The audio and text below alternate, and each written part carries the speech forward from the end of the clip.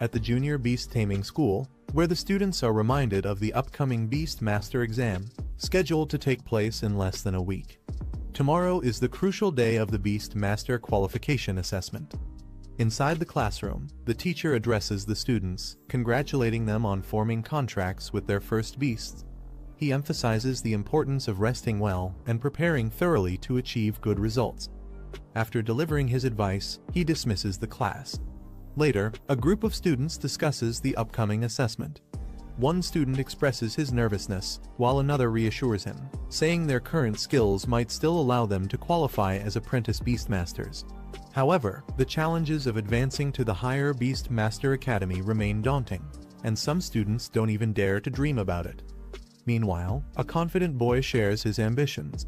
He aims to join the Beast Master Academy in Ninjeong City. Though he acknowledges it's not the top-tier academy, he feels his abilities are sufficient to secure admission. In contrast, another student worries about failing the apprentice exam, fearing a life of mediocrity if he doesn't succeed. Our boy Lin Zi reflects on the Beastmaster Qualification Assessment, knowing it will be held soon. He is a time traveler who entered this world just a week ago by traveling through time and space, taking over this body. As he sorts through the memories of his new host, he learns about the dark history of this world. Hundreds of years ago, during a catastrophic event, dimensional rifts opened, unleashing hordes of ferocious beasts. Despite the overwhelming threat, humanity fought back with resilience. Through brutal battles, they eventually discovered ways to tame these beasts, turning them into powerful allies for survival and combat. From the chaos of the past, the Beastmaster profession emerged, becoming a key force on the world stage. These individuals gained recognition for their ability to tame and control powerful beasts. In this era, beast tamers were revered as symbols of power, status, and authority.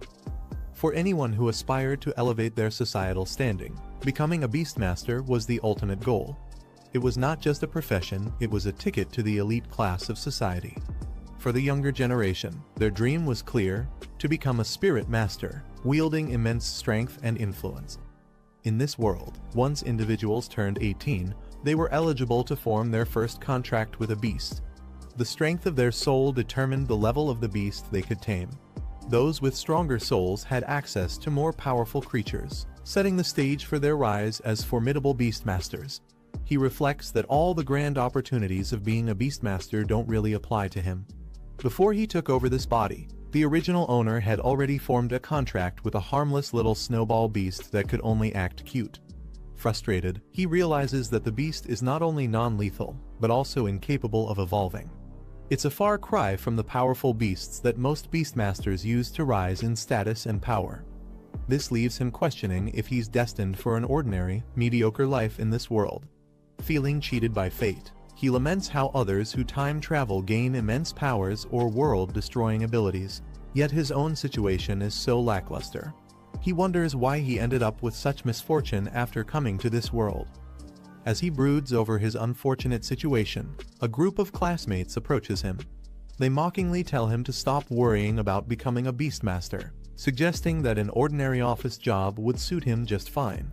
They taunt him further, joking that he could use his harmless little snowball beast to sell ice cream at a mall entrance.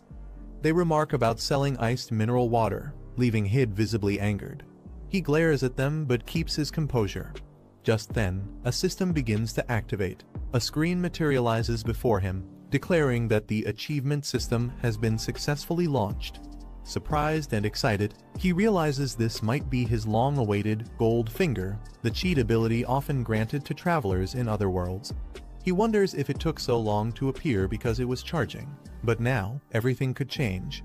He is thrilled as the system activates fully, exclaiming that the heavenly sound of its arrival feels amazing. His gold finger has finally appeared. The system displays his current stats. His physique and spirit levels are slightly below average. His pet beast is the little Snowball, and he has no achievements or techniques yet. The system explains its features. Achievements and bonus items can be earned for completing specific tasks. These achievement points can be used to enhance the growth of beasts, unlock skills, and improve Beastmaster attributes. He is particularly thrilled at the idea of earning points and sees it as a game-changing opportunity. He turns his attention to his pet beast, Little Snowball. The system reveals that it has the Ice attribute, a Rank 1, Stage 1 beast. Its growth rate is currently 23.48%, and it possesses a skill called Cold Air Breath. Additionally, it can grow through fighting or consuming energy-rich items, and once it reaches 100% growth, it will evolve. He learns a crucial detail about Little Snowball. When its growth reaches 100%, it can trigger evolution. This revelation shocks him, as he had assumed that evolving was impossible for his pet beast. Curious, he delves deeper into the system's information. It reveals two possible evolutionary paths for Little Snowball. Giant Route. This path focuses on enhancing melee combat capabilities and physical strength while sacrificing control over ice elements. The next form, the Snow Monster, can evolve up to rank 5, making it a formidable brute force fighter. Queen Route. This path amplifies the beast's talent for ice element affinity and spell casting abilities while weakening its melee attributes. The next form, the Ice Crystal Spirit, can evolve up to the King rank, granting it immense magical prowess. He is stunned to realize that Little Snowball, which was thought incapable of evolving, might actually possess a hidden evolutionary route. He reflects on the possibilities, thinking that if this is true, he might not have to resort to mundane jobs like setting up an ice cream stall after all. Instead, he begins to wonder if he truly has a chance to become a Beastmaster. The system confirms that the Queen route could lead Little Snowball to evolve into the Ice Crystal Spirit, a form capable of reaching the prestigious King rank. The conditions for this evolution include achieving a 100% growth rate and obtaining rare items like Ice Element Essence and Spirit Jade. Excited by the potential, he decides to take immediate action. He plans to use achievement points to upgrade Little Snowball and help it grow. The system lists several achievements, including contracting the first pet beast, passing the Beastmaster qualification assessment, and enrolling in a Beastmaster Academy. Each achievement offers rewards, but for now, only the reward for contracting his first pet beast is available to collect. He eagerly claims the reward, receiving 100 achievement points and a spirit crystal. With excitement building, he turns his focus to Little Snowball, determined to use the achievement points to help it grow. He initiates the process, channeling the points into Little Snowball. Bright lights engulf the little creature, and the system announces a level up. Little Snowball's stats improve. With a surge of energy, Little Snowball successfully evolves to rank 1, stage 2, achieving a 100% growth rate. He is thrilled, seeing proof that his efforts and the system's capabilities are real. He marvels at the results, exclaiming how the level-up process actually works. The system informs him that he has consumed 77 achievement points, leaving 23 remaining. Little Snowball appears slightly stronger, but the protagonist can't help but feel underwhelmed by the brief and dazzling special effects. He jokes that as an F-class beast, Little Snowball's status isn't entirely unjustified. The system reminds him that for Little Snowball to continue evolving, he'll need 20 Ice Element Essences and 1 Spirit Jade. These items are rare and expensive, making the task more challenging. Despite the obstacles, he is determined to gather the resources and advance Little Snowball further. He begins planning his next steps, securing money and heading to the pet shop to buy the materials necessary for Little Snowball's evolution. As he walks, one of his classmates mocks him again, taunting him about selling ice cream with his snowball. Ignoring the jeers, he calmly reassures Little Snowball not to take such insults to heart. With determination, he declares that tomorrow's Beastmaster qualification assessment will depend on their combined efforts, signaling his resolve to prove everyone wrong. However, the mocking classmate sneers, calling him trash. He snaps back, the classmate revealed to be a member of the powerful Zhong family, the second largest family in Zhongning City. He responds, saying the Beastmaster final exam will prove who is truly worthless. Zhong Hao taunts him further, claiming that someone with a useless beast shouldn't even bother. Another classmate joins in, laughing that he should stick to selling popsicles instead. A girl named Guan intervenes, warning Zhong Hao not to cross the line. Zhong Hao, recognizing her, pretends to back off but continues to insult Lin Zi indirectly. He mocks her for associating with someone he considers trash and implies she would be better off siding with someone of higher status, like him. He reassures Guan, telling her there's no need to argue with the bullies. He confidently states that they'll understand the truth when the time comes. Afterward, he informs Guan that he needs to visit the pet store to prepare for tomorrow's qualification assessment. She agrees to head home on her own, wishing him luck. As he arrives at the store, Lindsay is struck by the high cost of evolution materials, lamenting how months of savings disappear in a single purchase. Returning from his errands, he is greeted by Guan, who invites him over for dinner at her house. She mentions her mother asked her to extend the invitation. He agrees, saying he'll join later. As the conversation shifts, Guan hesitantly brings up the Beastmaster qualification assessment happening the next day. She asks if he will accompany her to the event. Lindsay calmly replies that he also needs to participate, surprising her. Excited, she encourages him to show up strong and make an impression, especially against Zhang Hao and his gang. He reassures Guan, confidently promising to handle the situation. She smiles, takes her leave, and he watches her go, determined to make tomorrow's assessment a turning point. Later, sitting at home, he reflects on the high cost of the Ice Element Essence and Spirit Jade. Addressing little Snowball, he mentions that leveling up in the future will require even more resources. He lays out the materials, encouraging little Snowball to eat and evolve. Watching his pet beast consume the items, he gently reminds it to take its time, as no one will compete for the resources. Suddenly, little Snowball begins to glow and expand, signaling the start of its evolution. Surprised, the Lindsay exclaims, wondering if this is truly happening. A sudden glow from little Snowball. He steps back, surprised, as an overwhelming burst of energy surrounds them. Little Snowball begins to change, evolving into a new form. Amidst the dazzling spectacle, little Snowball transforms into the Ice Crystal Spirit, a Rank 2, Stage 2 beast. The system lists its new skills, including Icicle and Extreme Cold Domain, and reveals that its next evolution would be into the Snow Maiden, requiring even rarer materials to advance further. He is ecstatic, declaring the evolution a success. He proudly admires the Ice Crystal Spirit, realizing that this marks a turning point in his journey. He checks his pet Snowball's stats, and is surprised to see that its rank has directly jumped to Rank 2, Stage 2. This level of growth is unexpected since the average strength of pets at his school typically lies between Rank C and Rank E. Snowball radiates an icy aura that surprises Lindsay with its intensity. Holding it in his arms, he shivers and comments on how cold it feels. As he observes Snowball's surroundings, the icy energy continues to grow stronger, creating a frosty explosion around them. Lindsay realizes that Snowball's strength has increased far beyond his expectations, affecting even the environment around it.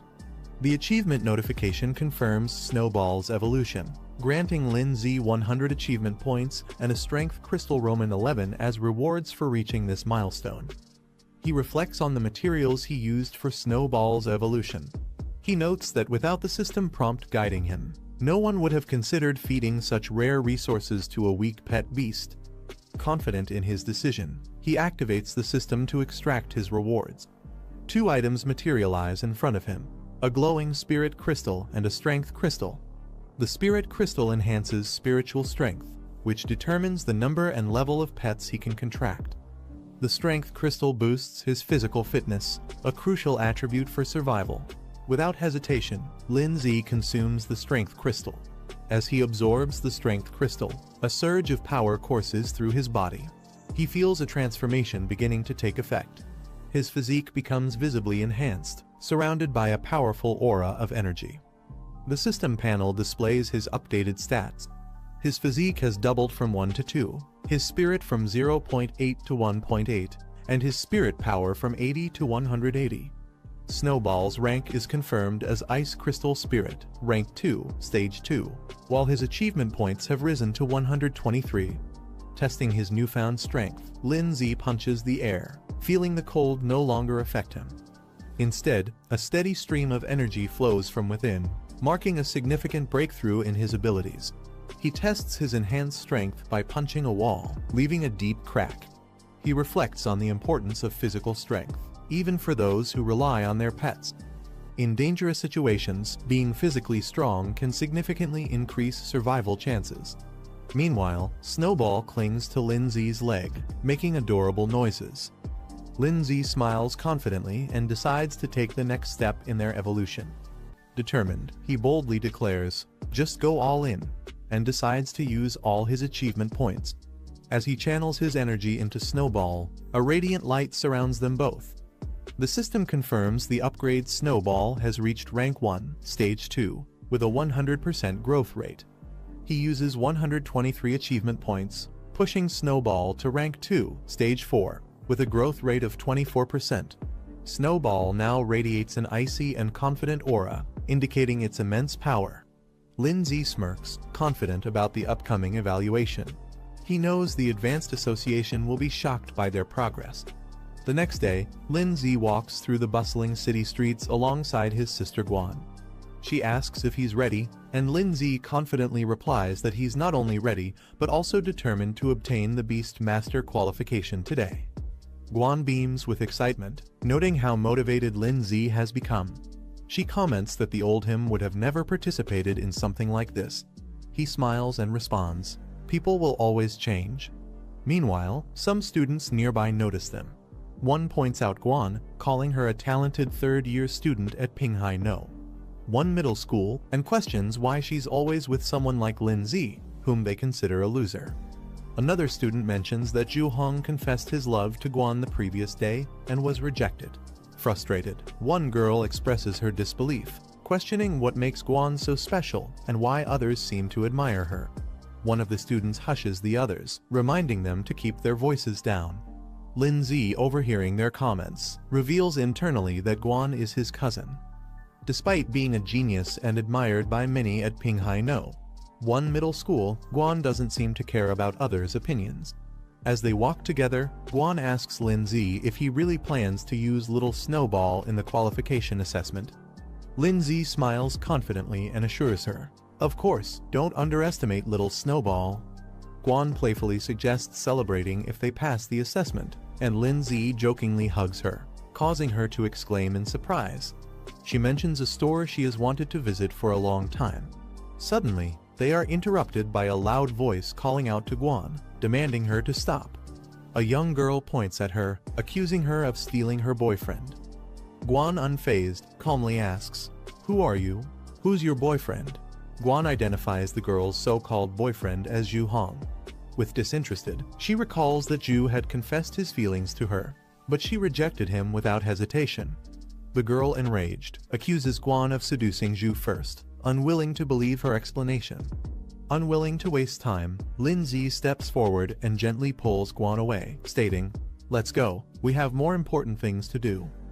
Without any further interaction, the two walk away, leaving the others behind. As Lindsay and Guan turn to leave, the muscular man grabs Guan by the shoulder, stopping her in her tracks.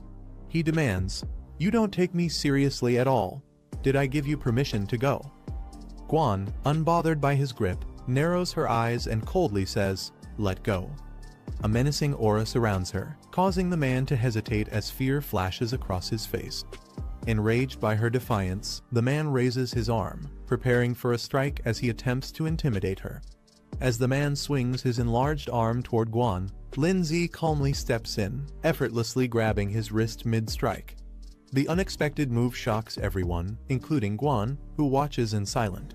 The girl protests, yelling at her brother to stop playing around, adding insults about how useless Lindsay is. The man glares at Lindsay and mocks him, questioning if he's trying to play the hero. "Do you really think you can protect her? You should consider your own situation first." Lindsay's expression darkens as he glares at the man. In an instant, he counters the attack, launching the man into the air with a single, precise strike. The impact is so powerful it reverberates through the surroundings. The man crashes to the ground with tremendous force, shocking his sister, who screams, "Brother," as she rushes toward him. Lindsay stands unfazed as Guan watches from a distance.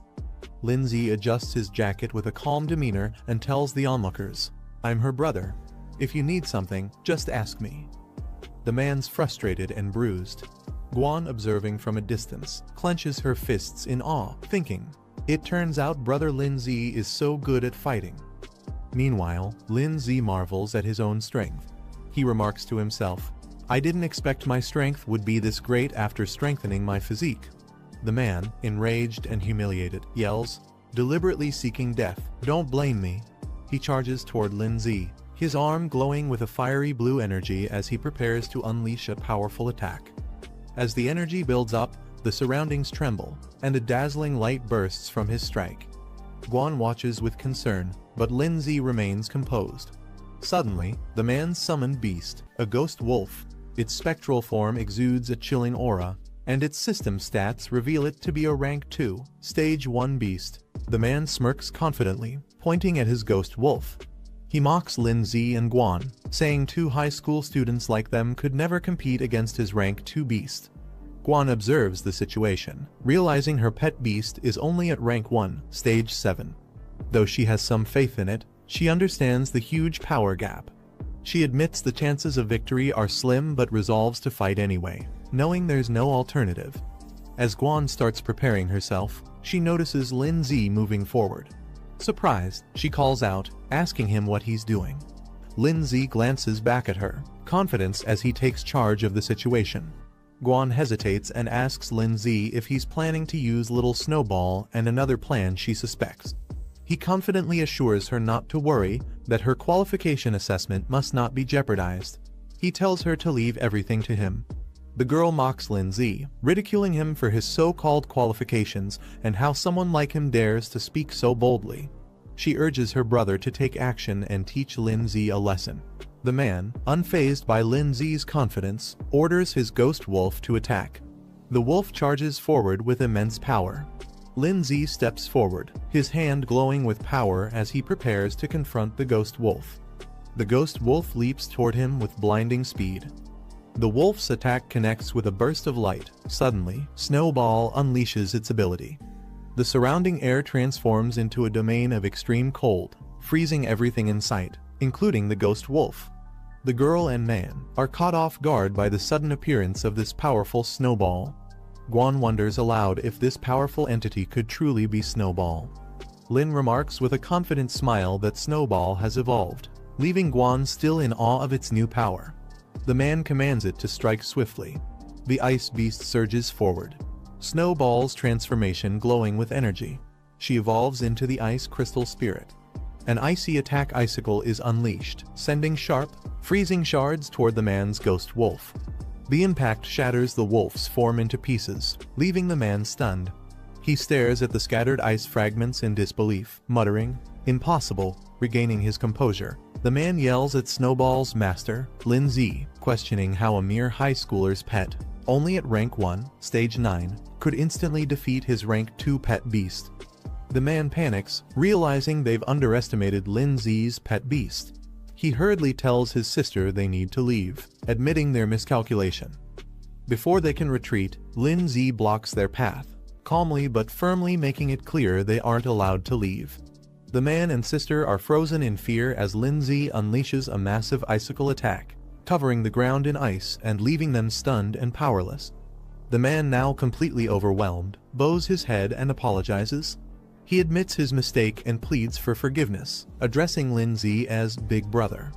Lin Zi reminds him that his apology is directed at the wrong person. Realizing his error, the man turns to Guan, apologizing sincerely for his behavior. He assures her it won't happen again and vows to teach his subordinate a lesson for causing this mess. The sister watches her brother in disbelief, softly calling out to him, clearly shocked by his sudden regret. The man, frustrated with his sister's hesitation, scolds her and forces her to apologize quickly. As the situation de-escalates, Guan dismisses their apology, telling them to leave immediately. The man quickly agrees and grabs his sister to retreat. Lin Zi standing next to Snowball, who now looks stronger and more composed. He gives a slight nod, acknowledging the resolution. The man and sister hurriedly flee the area. Guan excitedly praises Lin Zi, amazed at how he defeated a rank 2 ghost wolf. She asks how he managed it and wonders if Snowball, now the ice crystal spirit, can evolve further. Lin Zi acknowledges her excitement, but reminds her they have little time and need to hurry to the qualification exam venue. Snowball cheerfully follows as Lin Zi strokes her head, radiating confidence. In the Imperial Beast Association building, where a crowd has gathered, among them, several onlookers marvel at the magnificent Origin Stone, a mysterious artifact central to their training and examinations. At the Imperial Beast Association, Guan and Lin Zi observe the Origin Stone. Guan marvels at its size, while Lin Zi notes that it doesn't seem extraordinary at first glance. As the qualification begins, Lin Zi reflects on the importance of this test. It's the final assessment of the year, and failure would mean losing the chance to become a Beastmaster. Determined, he resolves to succeed. A representative addresses the candidates, explaining the process. Each participant has received a bronze medal, with rankings low, medium, high, and superior indicating their level. These medals are the key to accessing the Origin Stone realm. The representative explains the rules. Candidates must choose the difficulty level of their challenge. Higher difficulties offer greater rewards but come with increased risks. The rewards include enhancements like increased spirit, physique, and pet growth rates, as well as unlocking additional pet slots. The Origin Stone displays the rewards for each level: low, medium, high, and superior, with superior offering the most significant benefits. The crowd reacts with mixed emotions. Some are inspired, dreaming of passing the superior difficulty, while others doubt their chances, knowing the difficulty of even the high level. One participant resolves to clear the lowest level and secure their promotion. Guan turns to Lin Zi, curious about his choice. Lin Zi remains silent, deep in thought, as he considers his decision.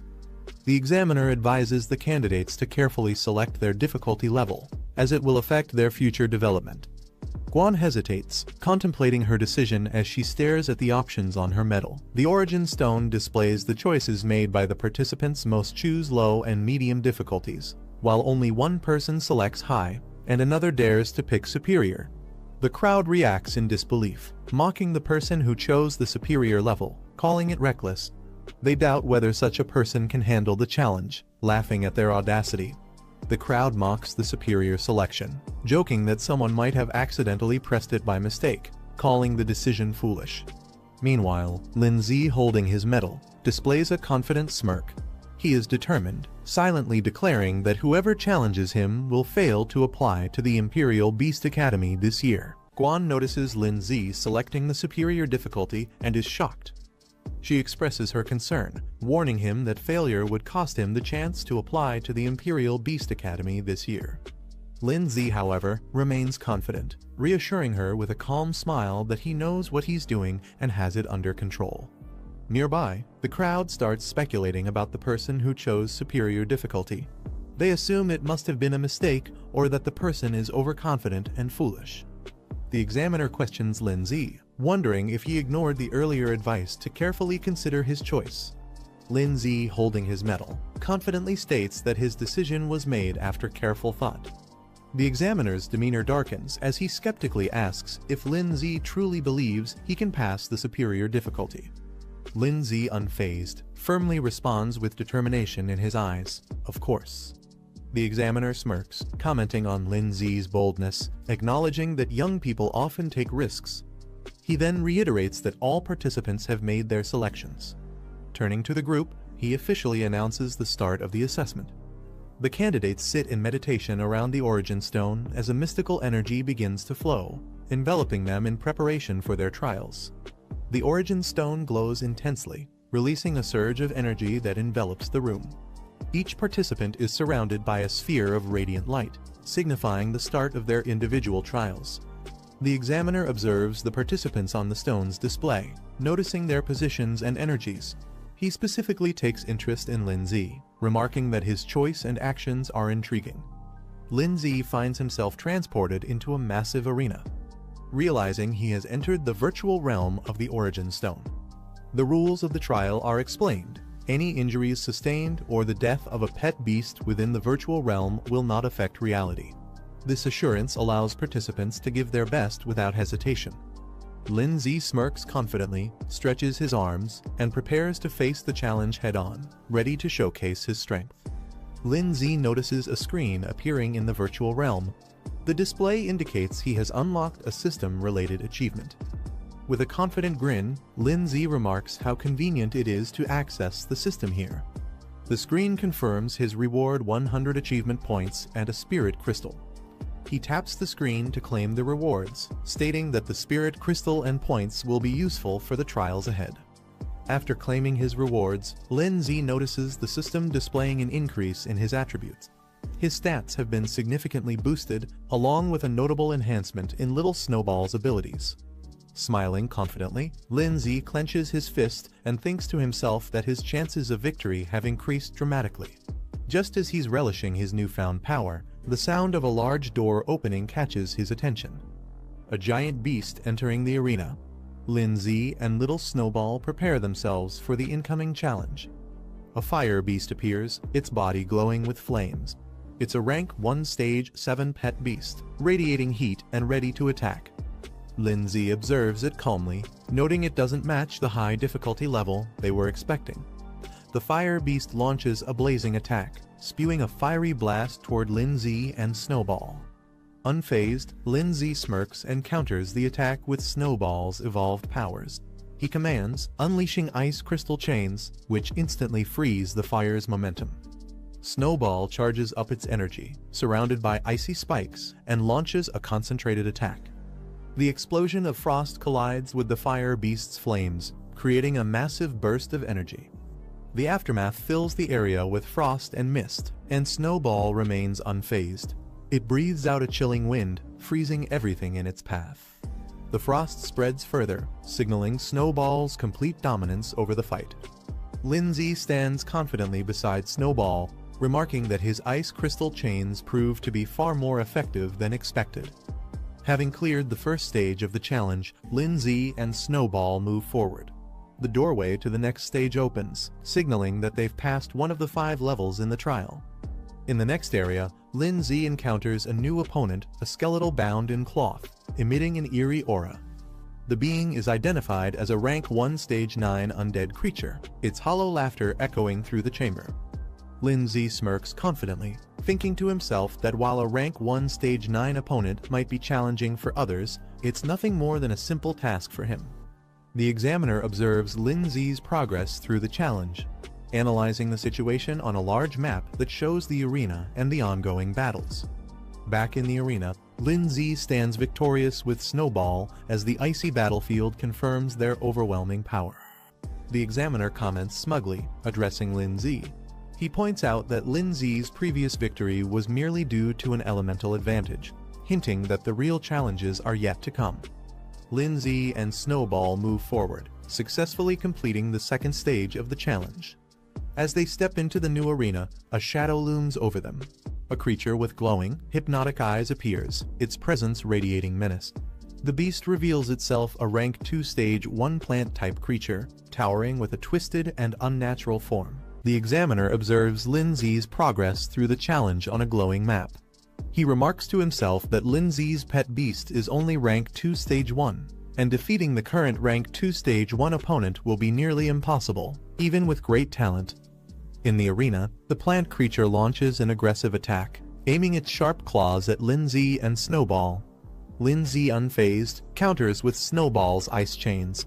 However, the plant creature smashes the ground with its powerful limbs, creating a devastating impact that shakes the battlefield. Taking advantage of the chaos, it uses its vines to entangle Snowball. Snowball remains calm, even as the plant beast charges in with glowing claws, preparing for a decisive attack. Meanwhile, the examiner watches. With a smug smile, he comments that while Lin Z might be strong for a freshman, his strength is limited. Back in the arena, Snowball activates the extreme cold domain, releasing a powerful wave of frost that freezes the surroundings and slows the plant beast's movements. The creature struggles against the overwhelming cold but roars in defiance. Lin Z smirks confidently and taunts, "Did you think we only have one skill?" Without hesitation, he commands Snowball to unleash another powerful attack icicle, intensifying their offensive against the plant beast. The plant beast roars as its body is pierced by multiple icy spikes from Snowball's icicle attack. The battlefield is now a frozen arena, with the creature trapped at its center. Snowball's frost spreads further, encasing the plant beast entirely in a solid block of ice.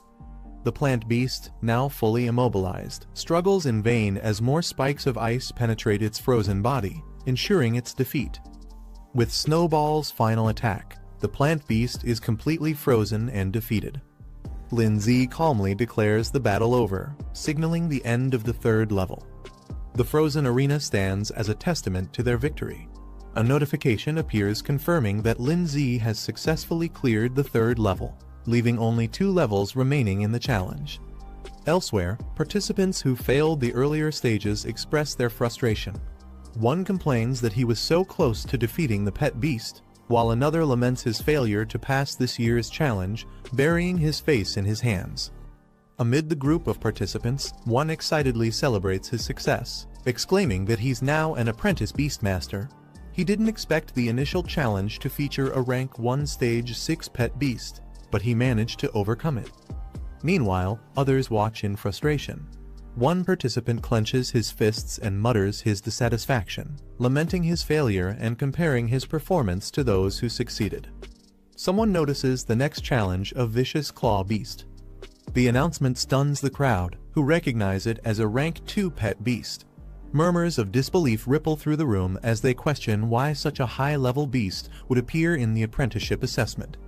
The 4th level ends with a decisive victory for Lindsay and Snowball. The frozen remains of the opponents stand as proof of their power. Onlookers exclaim in amazement, recognizing Lindsay as the one who challenged the superior difficulty level. With the 4th level cleared, the final stage of the challenge begins. Lindsay confidently remarks that they've reached the last level. In the observation area, participants watch in disbelief, questioning why Lindsay is so powerful. One mentions they know all the top students from the local high schools, but Lindsay's strength seems unmatched and unfamiliar.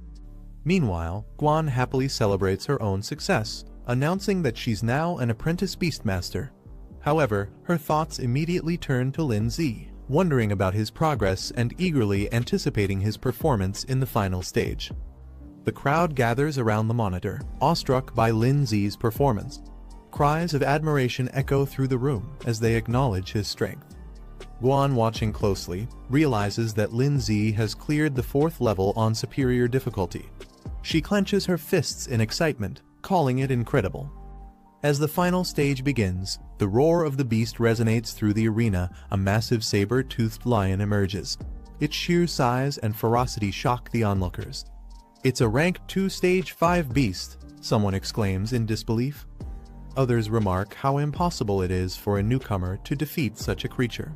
Guan, though visibly concerned. Lindsay watches calmly as Snowball prepares for battle, commenting that he's finally facing a worthy opponent. Snowball summons another icicle attack, its sharp fragments shooting forward with incredible speed. The enemy's movements are lightning fast, making it difficult for Lindsay to track. He's caught off guard, realizing the speed of the saber claw assault as it closes in on Snowball. Snowball braces herself against the powerful attack, the clash sending shockwaves through the area as both sides fight for dominance. Snowball takes a direct hit, showing signs of wear as the intense battle continues. The trainer smirks, confident in his pet's advantage. He challenges Lindsay, curious if he has any new tricks left to show, while mocking that this might be the end for him. The saber-toothed lion charges forward, its ferocious aura overwhelming. Lindsay observes the fight carefully, recognizing the disparity in power. He acknowledges that while Snowball has the advantage of being at a higher stage, the outcome depends on various factors like attributes, environment, and strategy.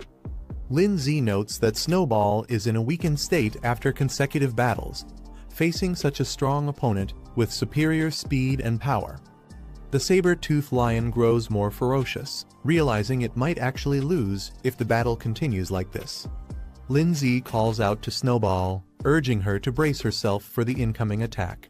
The lion lunges with full force, claws glowing with lethal energy, aiming to end the battle in one decisive blow.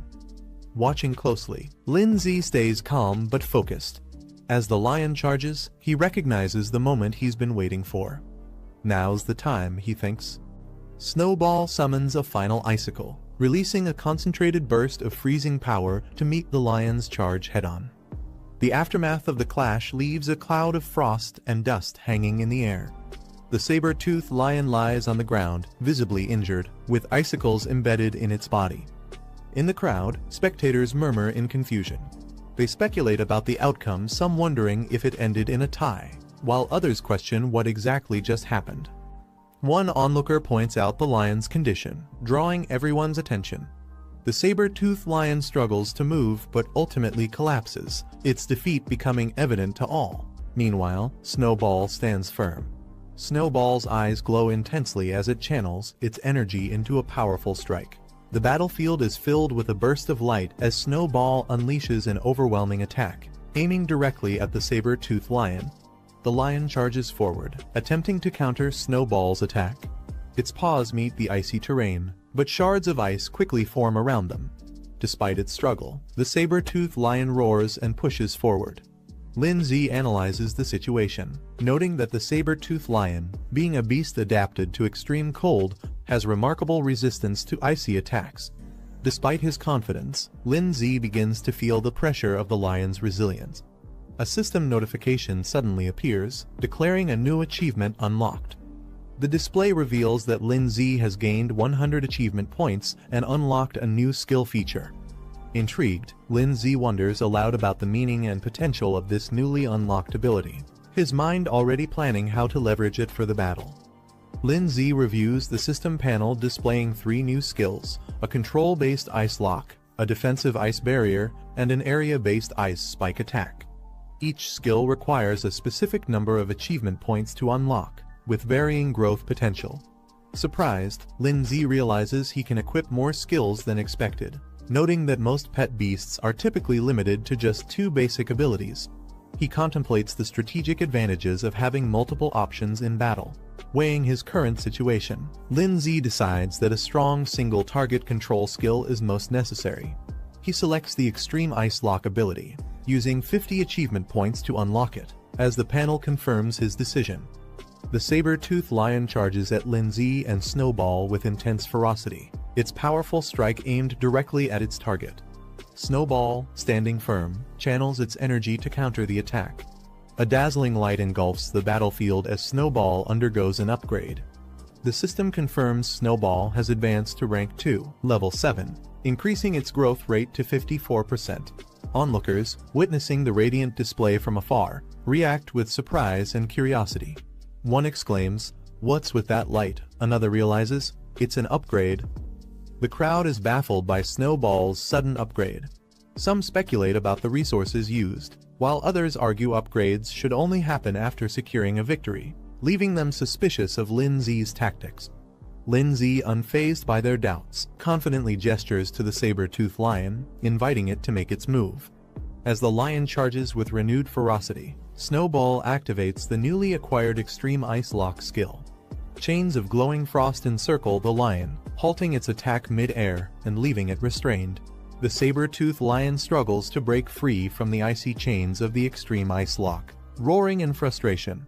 Lindsay channels his power and uses the Ice Spike ability. Shards of ice form above the lion and crash down with incredible force, piercing through the beast's defenses. The lion lets out a final roar as it succumbs to the relentless assault. The spectators are stunned by the display of power, murmuring questions about the mysterious skill and why it was so effective. The examiner and the crowd are in disbelief, questioning how Lindsay's pet can use 3 different skills, a feat uncommon for beasts of its rank. As the saber-toothed lion struggles to recover, Lindsay observes it calmly, commenting on its thick defenses. Snowball's eyes glow fiercely as it prepares another powerful attack. It channels its icy energy, shards forming around it. With determination, Snowball readies itself, showing it has no intention of letting the lion recover. With Snowball's final attack, the saber-toothed lion is completely subdued, collapsing onto the icy battlefield in defeat. Lindsay stands victorious alongside Snowball, their combined strength leaving the audience in awe. The system announces Lindsay's success, declaring his evaluation as completed at an extraordinary difficulty level. Guan jumps with excitement, cheering for Lindsay and celebrating his hard-earned victory. In the crowd, disbelief spreads. Some accuse Lindsay of bribing the examiner, unable to accept his unexpected win. Others speculate about his methods, still skeptical of his capabilities. The examiner, however, remains composed. He acknowledges Lin Zi's exceptional talent, remarking that while he's seen many young beast tamers, none have impressed him as much as Lin Zi with his silent yet commanding performance. After the battle, Lin Zi's stats receive a significant boost, reflecting his successful completion of the challenge. Snowball's status is displayed, now ranked at level 3, stage 1, with an impressive 84% growth rate and mastery of 3 powerful skills. The examiner, still observing, acknowledges the extraordinary difficulty of the test and how much Lin Zi's capabilities have grown as a result. The performance leaves him and others deeply impressed. The system displays another notification. Lin Zi is now eligible to form a contract with a second beast, marking a major milestone in his journey. Lin Zi reflects on his next step, deciding which beast to form a contract with as his second companion. He considers his options, planning to visit a pet shop to explore the possibilities. The system announces Lin Zi's rewards, 200 achievement points and a spirit stone, acknowledging his successful completion of the trial. The notification also signals the conclusion of the evaluation. As the trial ends, Lin Zi opens his eyes, finding himself back in the real world. A crowd gathers around him, their silence filled with curiosity and astonishment at his extraordinary performance. Lin Zi sits calmly, unaffected by their reactions. Lin Zi finds himself surrounded by curious classmates, bombarding him with questions about how he accomplished such an extraordinary feat. They're particularly amazed by Snowball, an ice element beast they've never encountered before. Guan, overcome with joy, rushes to Lin Zi and hugs him tightly, exclaiming how she always believed he would succeed. Lin Zi, initially surprised by her reaction, smiles warmly. The examiner approaches Lin Zi, acknowledging his impressive performance. As the surrounding crowd watches, students murmur in surprise. It's rare to see an examiner apologizing to a student. However, Lin Zi remains calm and unbothered. The examiner directly addresses Lin Zi, offering him a spot in the Beastmaster Association. He further explains the benefits, mentioning that Lin Zi could secure a high-ranking position with exclusive privileges. Even top graduates don't easily receive such offers. Guan, standing beside Lin Zi, urges him to accept, recognizing the rarity of this opportunity. The competition for a spot in the Beastmaster Association is intense, like crossing a narrow bridge against thousands of others. Lin Zi considers the offer. Accepting would mean all his academy expenses, including tuition and living costs, would be covered. It would also raise his status in everyone's eyes. However, he knows there's no such thing as a free lunch. Opportunities like this always come with hidden costs. Facing the examiner, Lin Zi politely declines, stating he has already made up his mind and will decide his future after graduation. His firm response leaves the examiner and the surrounding students momentarily stunned. After Lin Zi declines the offer, another student eagerly steps forward, asking if he can take the spot instead. The examiner ignores him, his focus still on Lin Zi. He recognizes Lin Zi's rapid growth and realizes that in the future, Lin Zi will be even stronger and able to negotiate for much greater benefits. Seeing Lin Zi's firm decision, the examiner doesn't press further. Instead, he tells Lin Zi that if he ever changes his mind, he's welcome to find him anytime. Before leaving, the examiner introduces himself as Jianwen, leaving his contact as a final gesture. After the examiner leaves, Lin Zi stands confidently. Guan watches him closely, her expression unreadable. The two walk through the academy courtyard, when suddenly a voice calls out to them, asking them to wait. Lin Zi and Guan turn around, surprised. A girl excitedly approaches, introducing herself and her companion. She mentions they are from the neighboring class, eager to meet Lin Zi. The two girls eagerly approach Guan, asking for Lin Zi's contact information. Their excitement is clear as they try to get closer. The girl confidently hands Lin Zi her phone, suggesting they add each other as friends, mentioning that they've admired him for a while and hope to spend more time together. She introduces herself as a student from the neighboring class and congratulates him, clearly trying to make a good impression. However, Lin Zi casually smiles and excuses himself, saying they have other things to do. Guan, standing beside him, crosses her arms, visibly annoyed by the situation. As Lin Zi and Guan try to leave, the girl chases after them, still insisting he add her as a friend. Lindsay, without looking back, dashes away, leaving Guan visibly irritated by the situation. Shortly after, Lindsay receives a message summoning him to the office. He glances at his phone and sighs before heading there. Arriving at the office, Lindsay peeks inside and asks if he was called. Inside, a confident and elegant woman greets him. She leans back in her chair intrigued, and mentions that she heard he successfully passed an extremely difficult trial. Lindsay hesitates for a moment, observing the teacher's expression. Before he can react, she suddenly pulls him into a tight hug, excitedly praising him for his achievement. He momentarily recalls past experiences with her harsh punishments for failing tests, making him cautious about her enthusiasm.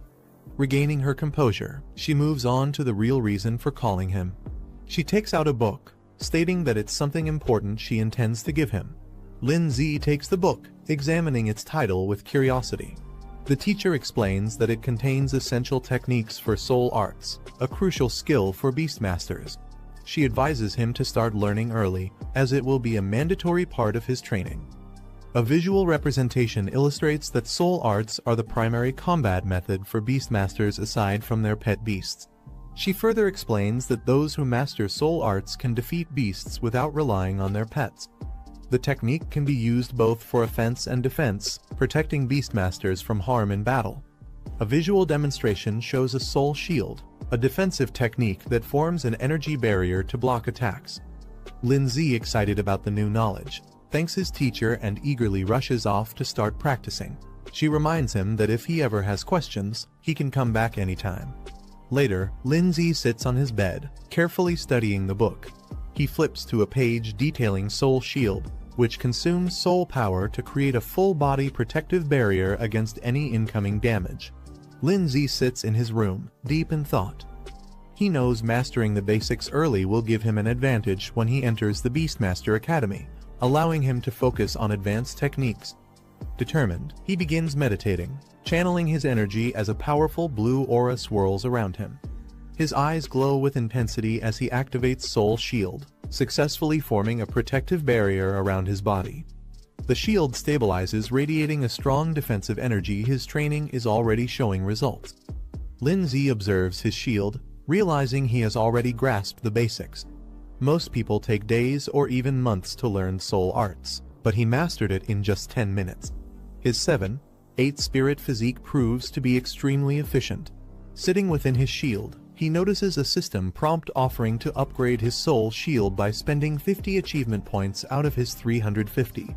With a confident smirk, he confirms his system can enhance even soul arts. Lindsay checks his achievement points, noticing he has accumulated more than expected. The system prompts him, asking if he wants to spend some points to upgrade soul protection. Considering his options, Lindsay decides that survival skills should be upgraded in one go. Without hesitation, he selects the option, using a portion of his points for an instant enhancement. Lindsay activates Soul Protection, advancing it to the 3rd stage. A powerful barrier forms around him, radiating with energy as the upgrade takes effect. Feeling the difference, he notes that the shield is now stronger and much larger than before.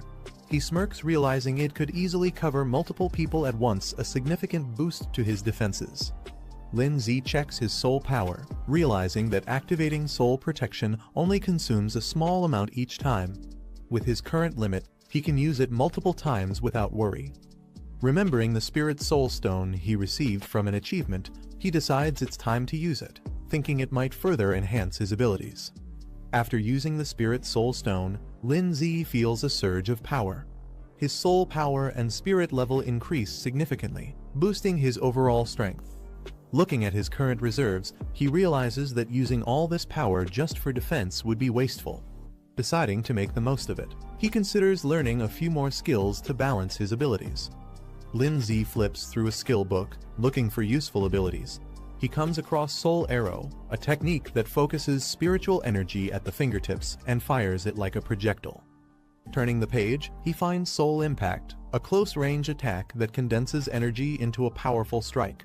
Seeing their potential, he considers learning both skills to expand his combat options. As night falls, the city is quiet, with only a few lights glowing in the distance. Inside, Lindsay closes his eyes, steadying his breath. A faint aura of energy surrounds him as he focuses, processing everything he has learned. Lin Zi's eyes snap open, a sharp golden glow flashing within them. Without hesitation, he launches forward, unleashing Soul Arrow at high speed. The energy projectile shoots out as he moves with precision, testing his control over the technique. Lin Zi fires Soul Arrow, watching as it shoots forward with precision. Though the attack isn't highly destructive, he notes its accuracy is impressive, making it a reliable long-range option. Satisfied with the test, he moves on to the next skill, Soul Impact. Clenching his fist, golden energy gathers around it. Lin Zi gathers energy into his fist, golden flames surging around him as he unleashes Soul Impact. The force explodes forward, sending shockwaves through the room. Testing its power further, he throws a punch, consuming 30 soul power in an instant. The impact is strong, confirming that this close-range attack will be a devastating addition to his arsenal. Lin Zi observes the aftermath of his soul impact, surprised by the sheer damage it caused. The wall in front of him is shattered, proving the technique's destructive potential. A system notification appears, informing him that he has successfully learned 3 soul techniques and has been rewarded with a soul recovery potion, which can instantly restore all his soul power. Lin Zi looks at the shattered wall, satisfied with soul impact's effectiveness. He decides to save his soul recovery potion for a crucial moment, knowing it could be a game-changer in battle. Feeling confident, he spends 100 achievement points to upgrade Soul Arrow and Soul Impact to level 2. With his skills now stronger, Lin Zi decides to save his remaining achievement points for emergencies. With his skills upgraded, he shifts his focus to his next goal, earning money to buy a second pet beast. The next day, he heads to the mission center, a place where trainers take on tasks to earn rewards. At the mission center, Lin Zi joins the crowd, scanning the available tasks. The screens display various missions, each offering different rewards. Confident in his abilities, he decides to start with basic level missions. Given his current strength, completing them shouldn't be a problem, and it's a good way to earn money quickly. Lin Zi scans the mission list, evaluating the rewards. The tasks range from eliminating ghost scorpions near a village to clearing mutant beetles in a canyon, with rewards varying from 10,000 to 40,000. Without hesitation, he selects the highest-paying mission dealing with the mutant beetles. If he's going to put in the effort, he might as well aim for the best reward. After selecting the mutant beetle mission, Lin Zi is notified that, as a beginner beast master, he has been automatically assigned 3 teammates for safety, and the reward will be split among them. Annoyed, he punches a training dummy, frustrated that he has to share the earnings. He was confident he could handle it alone. A mission map appears, marking the target location, Iron Bell Canyon. He needs to arrive before 2 p.m., ready for the hunt. Lin Zi arrives at Iron Bell Canyon, where his assigned teammates are already waiting. The canyon is rugged, with flags marking the mission site. A man with green hair, identified as Zhang Jin, a low-tier beast master, smirks upon seeing Lin Zi. Mocking him, he comments that Lin Zi took long enough to arrive and questions if he's even graduated yet. Another teammate, Zhao Mingxian, a muscular low-tier beast master, frowns upon seeing Lin Zi. He questions why they got stuck with someone inexperienced, clearly unimpressed. Before the situation escalates, Yu Zuyun, the only female in the group, steps in with a smile. She tells them to relax and not be too harsh on Lin Zi, lightening the mood with her friendly attitude. Yu Zuyun playfully tells Lin Zi to just follow her lead, reassuring him. Lin Zi responds with a relaxed smile, admitting that he hasn't graduated yet and will be relying on them for this mission. Zhao Mingxian sighs in frustration, accusing Yu Zuyun of flirting again. He warns the group that this mission might be tougher than expected and tells them to stay focused if they want to survive. Yu Zuyun, unimpressed by his serious tone, dismisses his concerns with a scoff. Zhao Mingxian takes charge as the temporary team leader, demanding that Lin Zi follow his instructions once they reach the mission site. He also warns that Lin Zi's reward share will be reduced, making it clear that he's not seen as an equal. Lin Zi, however, remains unfazed. Observing his teammates, he realizes they're not qualified beast masters but self-taught fighters who rely on basic summoning skills to survive. Lin Zi responds with a cheerful thumbs up, agreeing to work hard to earn his share. Satisfied with his response, Zhao Mingxian acknowledges him, thinking the newcomer understands his place. With that settled, the team heads into the canyon, ready to begin the mission. The team moves deeper into the canyon, the terrain becomes rough, and the path ahead is dark and foreboding. As they reach the entrance of a cavern, an eerie glow emanates from within. The sound of skittering echoes from the depths. Suddenly, mutant beetles emerge from the darkness, their glowing eyes piercing through the shadows. Among them, a larger, more menacing beetle appears. As the mutant beetles swarm forward, Zhao Mingxian quickly assesses the situation. He suggests collapsing the cave entrance to trap the insects inside, cutting off their escape route. Wasting no time, he summons his wild rhino, a rank 1 stage 6 beast, to lead the charge. The powerful beast appears, its glowing horns ready to smash through anything in its path.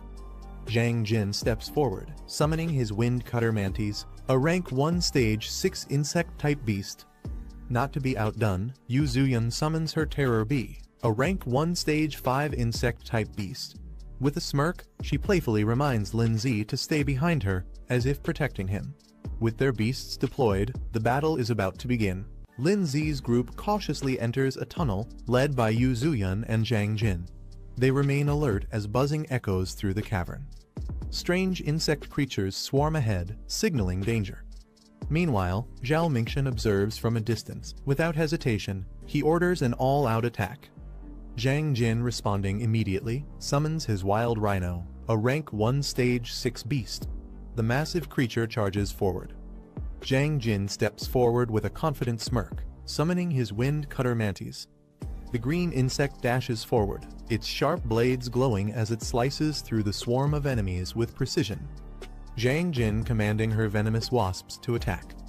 With a determined look, she directs them into the fray, overwhelming the enemy with a coordinated assault. Yu Zuyun summons her terror bee, which immediately launches a barrage of venomous stingers at the enemy swarm. Meanwhile, Zhang Jin's wind cutter mantis slices through the remaining enemies, its sharp scythes cutting them down effortlessly. The battlefield is soon littered with defeated foes. Zhang Jin smirks confidently and turns to Lin Zi, boasting about how well they work together. Yu Zuyun smirks, brushing off any expectation of a reward. She tells the others to consider this a learning experience instead. Confidently, she instructs them to stay behind her and focus on their own safety. However, before they can relax, the insect swarm starts moving again, crawling back to their feet. Lin Zi observing the fight, he notes that their attacks have barely made an impact, and the real threat has yet to come. Suddenly, a loud screech echoes as another wave of insects emerges, rushing toward them at full force. Yu Zuyun suddenly tenses up. She instinctively questions what it is. Dark energy seeps into the battlefield, and the insect swarm undergoes a terrifying transformation. The ground trembles as a new wave of mutated insects charges toward them. From above, Zhang Jin's wind cutter mantis, Yu Zuyun's terror bee, and Zhang Jin's wild rhino prepare for battle. Zhang Jin's eyes widen as more insects emerge from the tunnel. He quickly realizes something is different, as if they're calling for reinforcements. Lin Zi, watching calmly, questions whether there's an even larger and stronger beetle king lurking deeper inside. Meanwhile, Zhang Jin's wild rhino charges through the swarm, but the mutated insects overwhelm it. One of them sinks its fangs into the beast, drawing blood, showing just how dangerous they've become. The mutated insects overwhelm Zhang Jin's wind cutter mantis and Yu Zuyun's terror bee, pinning them down. Zhao Mingxian yells for his wild rhino to retreat, while Zhang Jin desperately calls back his pet, fearing they'll be killed. Lin Zi explaining that the beetle's previous sound waves have a paralyzing effect. The pets can no longer respond to their commands. Hearing this, Yu Zuyun freezes in shock. She clutches her head, realizing her terror bee is completely vulnerable. Fear sets in as she struggles to think of a way to save it. Zhang Jin, furious, grabs Lin Zi by the collar, demanding why he didn't warn them earlier. His frustration erupts, blaming Lin Zi for just standing by and watching. But Lin Zi calmly pointing out that the real problem isn't their beasts, it's their own survival. Before they can react, the ground trembles as a massive swarm of mutated beetles emerges from the depths. Seeing the sheer number of enemies, Zhao Mingxian quickly makes the call they need to run. Zhao Mingxian, realizing the danger, shouts for everyone to run. Panic fills as he curses the mission, realizing it's far beyond what they expected. Without hesitation, he turns and sprints away, leaving the others behind. The mutated beetles chase after him, their sharp legs cutting through the ground as they close the distance. As he tries to escape, an explosion erupts behind him. The force sends him stumbling forward, and his eyes widen in fear something even more dangerous is coming. Just as the swarm is about to overwhelm them, Lin Zi calmly steps forward. A glowing barrier forms around the group, shielding them from the incoming attack. Zhang Jin watches in disbelief, recognizing it as soul art, a technique only students from the Beast Academy should know. Shocked, he questions how a high schooler like Lin Zi could use it. Lin Zi dismisses his questions. He tells them to stop talking and simply watch from behind him. Zhang Jin watches in shock, unable to process what he's seeing. Lin Zi calmly summons his ice crystal spirit. Both Zhao Mingxian and Yu Zuyan stare in disbelief. They have never seen a beast like this before. While the others are still in awe, Lin Zi analyzes the enemy calmly.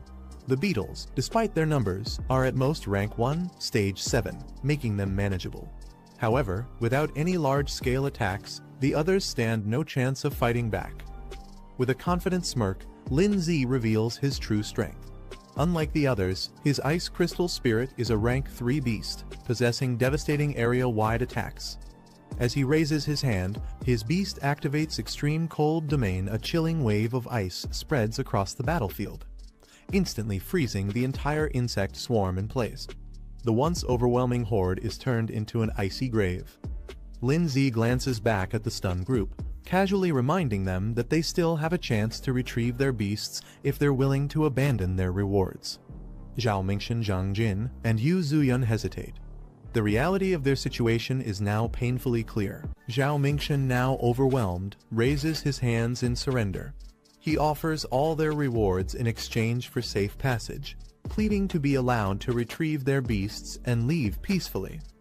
Before a response comes, Zhang Jin steps forward, furious. He can't believe Lin Zi is still pressuring them even after proving his dominance. Mocking Lin Zi, he questions if he really thinks he's some legendary student who passed an impossible trial. Lin Zi's expression remains calm but firm. Without hesitation, he confirms his identity. Watching the exchange, Yu Zuyan processes the situation. Her suspicions were right. Someone like Lin Zi possessing such power didn't make sense for a regular student. Quickly shifting her approach, she urgently asks him to rescue their beasts. Zhang Jin, still furious, refuses to believe Lin Zi's strength.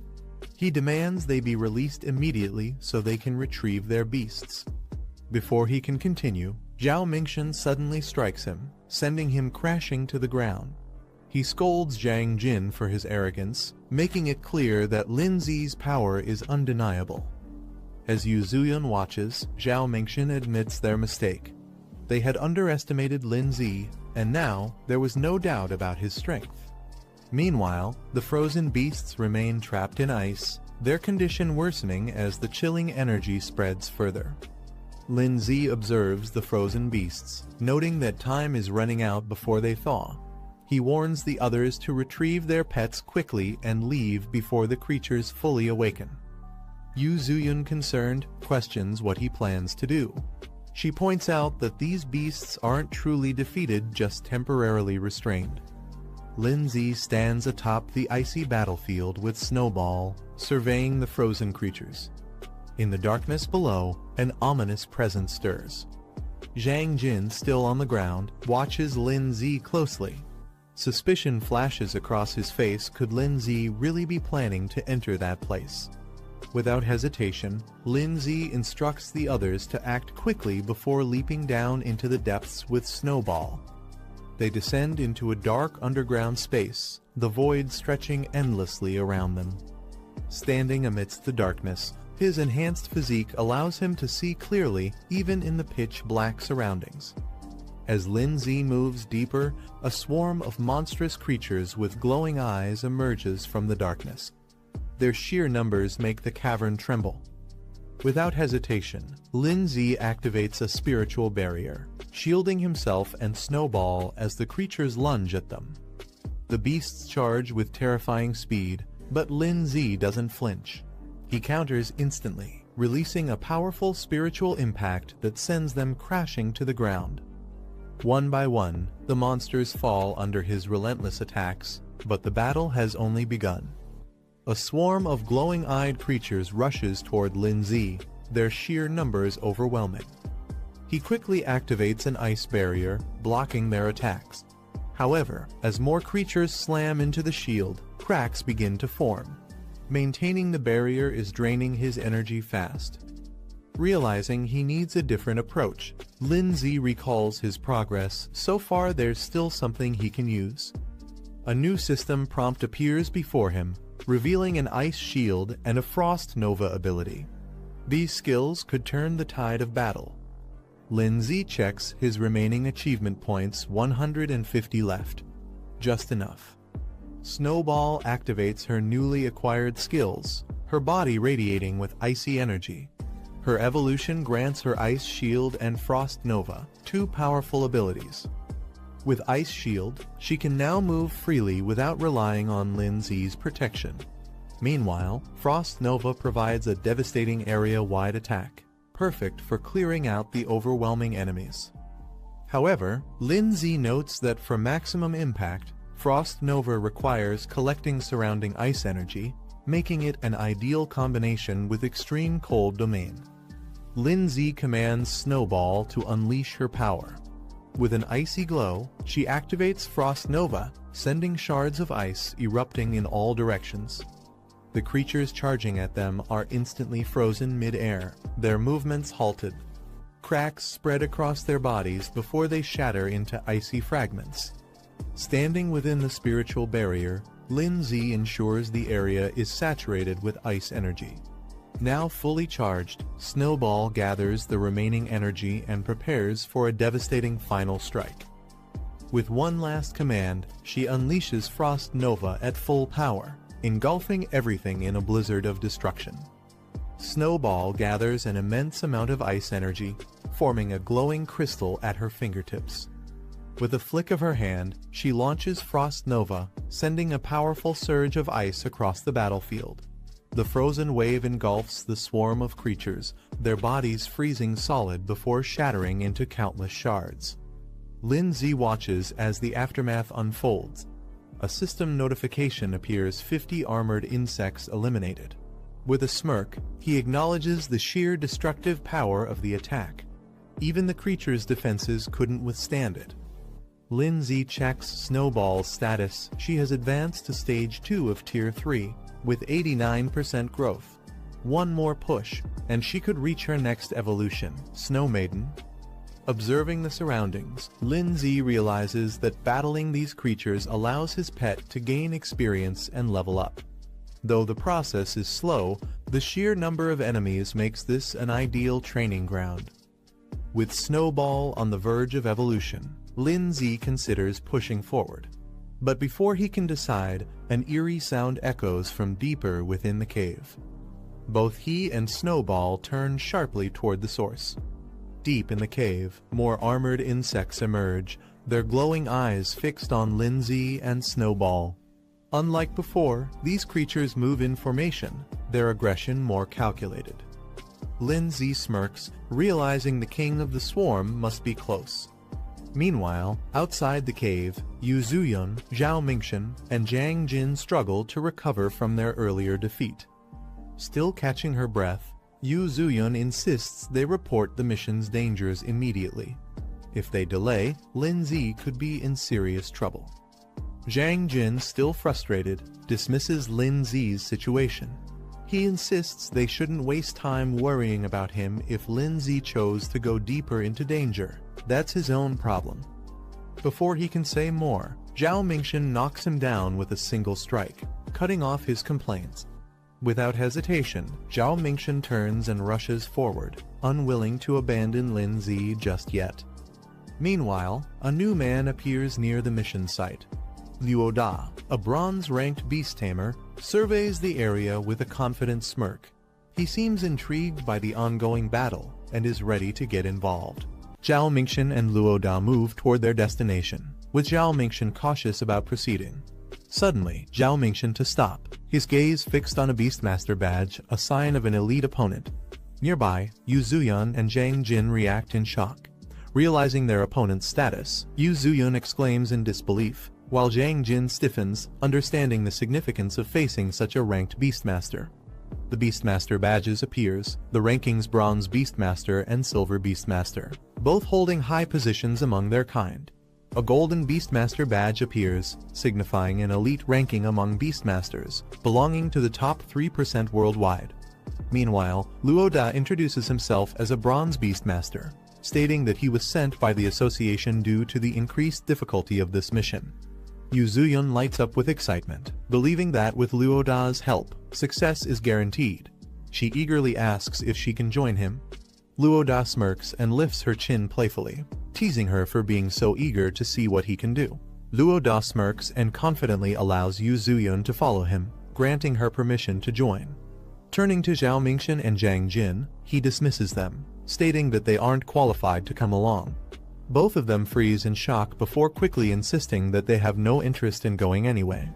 Meanwhile, deep within an icy battlefield, a system notification appears, confirming an achievement Beast Slayer accomplishment, awarding 300 points and a Burst Seed card. The card's details reveal its effect, a temporary power boost, instantly raising a pet beast's rank by 1 for 60 seconds. Lin Zi examines the achievement screen, surprised to see a Beast Slayer title. He compares it to similar accomplishments and acknowledges the generous rewards. Without hesitation, he claims them. The screen updates, revealing that Ice Crystal Spirit has advanced to Stage 3, Rank 3, with 94% growth progress. With a satisfied smirk, Lin Zi notes that Snow Girl is now even closer to reaching the next stage. As he and Snowball continue moving forward, the eerie sound of shifting rocks echoes in the cave. Lin Zi narrows his eyes. His instincts tell him the enemy is finally revealing itself. A sharp claw pierces the ground, sending a tremor through the cave. Lin Zi's eyes widen as a massive armored insect appears before him, its glowing green eyes locked onto its next prey. Taking a step back, he mutters in disbelief, this thing is far bigger than he expected. Recalling the mission details, he realizes that the Bell Claw insect's crisis was reported only a week ago. That means this beast has recently evolved, making it even more dangerous. The Bell Claw insect lets out a terrifying screech, its status revealed insect type, rank 4, stage 1, marking it as a significant threat. Lin Zi quickly assesses the situation. If he retreats now, he'll leave empty-handed. That's not an option. He decides to take a risk, planning to drag this fight out strategically. Before he can act, a massive figure crashes down from above, radiating power. The impact sends debris flying, shaking the cave with overwhelming force. A rock golem suddenly charges into the battlefield, knocking aside smaller creatures as it lands with a heavy impact. From a distance, Yu Zuyun and the others spot Lin Zi and rush over, relieved to see him unharmed. Lin Zi reassures her he's fine but is surprised they returned. Noticing an unfamiliar face, he questions who the newcomer is. Luo Da smirks and tells Lin Zi to step back, warning him that this place is far too dangerous. He then reveals the true identity of their opponent, the Bell Claw Insect King, a feared creature of legend. The Bell Claw Insect King stands menacingly, its glowing green eyes locking onto its prey. It's an extremely rare rank 4 beast capable of controlling entire swarms. Luo Da immediately recognizes its significance. As Lin Zi prepares to engage, Luo Da stops him, insisting that he took on this mission alone, and that this boss belongs to him. Turning his back to Lin Zi, Luo Da smirks and asks if Lin Zi even knows who he's dealing with. Before the conversation can continue, the Insect King lunges forward, launching a devastating attack with blinding speed. Luo Da confidently faces the Bell Claw Insect King, his rock golem standing beside him. With a smirk, he questions what gives the creature the audacity to challenge him. The Insect King roars in fury and lunges forward, its razor-sharp claws gleaming as it prepares to strike. Unfazed, Luo Da casually watches as the rock golem intercepts the attack. Just as the clash intensifies, an unexpected move occurs. Frost chains suddenly form. binding the Insect King in place. Lin Zi stands with Snowball, casually observing Luo Da, who acknowledges him as an apprentice beastmaster. Recognizing Lin Zi's name, Luo Da seems intrigued, recalling that he passed an advanced trial. However, he boasts about his own achievements, emphasizing his extensive combat experience and training beyond just trials. Lin Zi brushing off the conversation, stating that he'll also reach that level soon. Luo Da is momentarily stunned, trying to grasp Lin Zi's confidence. Before the argument continues, Yu Zuyun urgently shouts, warning them of incoming danger from behind. The Bell Claw Insect King spins violently, its massive claws slashing through the air. Luo Da sighs, annoyed by the situation. He turns to Lin Zi, telling him to watch closely. This is the difference between them. Activating his soul art, Luo Da commands his rock golem, causing fragments of stone to float and merge. The golem's power surges, its fists now engulfed in flames, evolving to rank 4, stage 2 for a devastating attack. Lin Zi watches in surprise, realizing that Luo Da's soul art grants his beast a powerful enhancement. The rock golem, now strengthened, launches itself into the air, its fiery fists aimed at the Bell Claw Insect King. With a thunderous impact, the golem crashes down, sending flames and shockwaves across the battlefield. As the dust settles, the Bell Claw Insect King is seen struggling on the ground, momentarily weakened by the devastating attack. Luo Da smirks, boasting that mastering a high-level enhancement soul art is not something just anyone can achieve. He turns to Lin Zi, emphasizing the gap between their abilities. Before Lin Zi can respond, the Bell Claw Insect King's eyes glow red, its body surging with energy. It lets out a deafening roar as its power spikes, unleashing a desperate horn charge assault. With terrifying speed, the Insect King barrels forward, its entire body wrapped in a crimson aura, preparing to strike. The Bell Claw Insect King enters a frenzied state, its power surging to a dangerous level. Its distorted form radiates an ominous aura. Luo Da acknowledging the difficulty of facing such a powerful opponent. High above, Lin Zi and Snowball launch a combined assault. Icicle Spear and a Spirit Charge strike the raging Insect King with full force. As the dust settles, the impact leaves deep marks on the creature's body. The Bell Claw Insect King charges forward at full speed, its body surging with chaotic energy. Lin Zi and Snowball brace themselves as the monstrous beast approaches.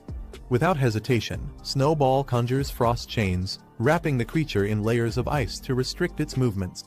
The chains tighten, but the Insect King resists, letting out a piercing screech as its body trembles under the freezing grip. However, the beast retaliates, its body emitting a violent pulse, shattering the surrounding ice. Sensing the danger, Lin Zi quickly reacts, calling for Ice Shield. A massive ice attack crashes down, sending shards of frozen energy toward the Bell Claw Insect King. Luo Da watches as his beast struggles under the pressure. Realizing the situation is turning against him, he acknowledges how difficult this battle has become. The Bell Claw Insect King, refusing to be defeated, retaliates with a powerful counterattack, launching a fierce strike. However, before it can land a decisive blow, Luo Da's rock beast charges in at full speed. The aftermath of the clash leaves the battlefield in ruins, smoke and debris filling the air. Yu Zuyun, overwhelmed by the intensity of the battle, urges the group to retreat. She panics, insisting they'll all die if they stay any longer. However, Luo Da refuses to back down so easily. Gritting his teeth, he declares that they must at least take down the enemy before thinking of their next move. But before he can act, Lin Zi steps forward with determination. He tells the others to leave, he's staying behind to finish the fight. Luo Da looks at Lin Zi in disbelief, questioning his sanity. Even after seeing how powerless their strongest beast was against the enemy, Lin Zi still wants to fight. He reminds Luo Da that earlier, he claimed their strength gap was due to mastering high-level enhancement techniques. Luo Da scoffs, admitting that's true, but demands to know what Lin Zi plans to do about it. Instead of answering, Lin Zi silently reaches out and activates a Burst Seed card. A golden aura surrounds Lin Zi and Snowball as he activates the enhancement skill, causing their energy to surge. Luo Da stares in shock, realizing that Lin Zi also possesses soul enhancement techniques, something he didn't expect. Snowball unleashes a powerful enhanced ice attack, her energy exploding as she prepares for battle. Luo Da and Yu Zuyun are left speechless. Luo Da struggles to comprehend Lin Zi's true strength, while Yu Zuyun watches in disbelief. Lin Zi activates his Burst Seed card, unlocking a temporary boost that pushes his strength to stage 4, level 3. He notes that he only has 1 minute, but with his soul techniques, it should be enough. As the Bell Claw Insect King lunges at him, Lin Zi charges forward alongside Snowball, meeting the attack head-on.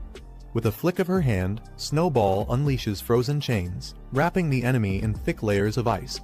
Lin Zi observes the change. Snowball's evolution has significantly increased her skill power. However, he knows the effect won't last long and must act quickly. Lin Zi and Snowball unleash a synchronized attack. Golden energy bursts from Lin Zi's fist, while Snowball channels her freezing power. Their combined strike smashes into the Bell Claw Insect King, forcing it back as cracks spread across its armored body. With only seconds left on his Burst Seed card enhancement, Lin Zi delivers a final, decisive blow. His attack lands with explosive force, shattering the enemy's defenses. The Bell Claw Insect King lets out a final screech as it is engulfed in the impact, ice and fire colliding in a devastating explosion. Luo Da watches in shock, realizing Lin Zi is recklessly burning through his life force to sustain his soul power. He shouts for him to stop before it takes a serious toll on his body. Lin Zi checks his status and reassures the others he's only used half of his soul power, so there's no need to worry. Luo Da stares in disbelief. He can't believe Lin Zi still has this much energy left after such an intense fight. Yu Zuyun, equally shocked, begins to reconsider. Maybe Lin Zi truly has the ability to defeat the Bell Claw Insect King. Before they can react further, the wounded Insect King lets out a deafening roar, its body surging with energy for one final desperate attack. Snowball unleashes Frost Rebirth, sending an overwhelming surge of ice energy at the Bell Claw Insect King. The freezing blast engulfs the creature, forcing it backward as shards of ice pierce its body. The impact is immense, sending shockwaves across the battlefield. Luo Da instinctively shields himself while Yu Zuyun stumbles back in shock. The Bell Claw Insect King, now battered and frozen, trembles as it struggles to comprehend the sheer force of the attack. Yu Zuyun watches in shock, struggling to process what she just witnessed. Luo Da turns away from the battlefield, recalling an ancient legend, a war between divine beasts that once shook the world. He speaks of the 5 elemental beasts, powerful creatures that were said to have vanished after the great battle. The vision of these legendary beings flickers in his mind, their overwhelming presence lingering as if they were never truly gone. Meanwhile, Lin Zi clenches his fist, his enhancement timer ticking down to 30 seconds. Without hesitation, he moves in for the final strike, declaring the fight is about to end. Snowball gathers an immense amount of ice energy, the air around her freezing as countless ice shards take shape. The Bell Claw Insect King scurries through the tunnels at high speed, trying to escape. But from above, Lin Zi charges down with immense power, alongside Snowball. Their combined attack strikes with blazing energy, an explosion of blue and orange light crashing down onto the insect. The Bell Claw Insect King is left smoldering, its body damaged and weakened, steam rising from its battered form. A system prompt appears announcing the first boss kill. Lin Zi has officially defeated the Bell Claw Insect King. Yu Zuyun runs up excitedly, cheering for Lin Zi after his victory. She praises him like a hero, thrilled by his performance. Meanwhile, Luo Da stands nearby, slightly annoyed that Lin Zi ended up stealing the spotlight. Snowball, now back in her small form, stumbles a bit. The temporary buff she used has worn off. Lin Zi kneels and gently pats her head, praising her for doing an excellent job. A system prompt appears. Snowball, now known as Ice Crystal Spirit, has reached stage 5 of rank 3, with her growth rate hitting 100%. But to evolve further, a requirement pops up. She'll need 10 advanced ice crystals as evolution materials. The evolution is now within reach, only the items remain. Lin Zi smiles warmly as he looks at the tired Snowball in his lap. He gently tells her to rest for now before they think about the next steps.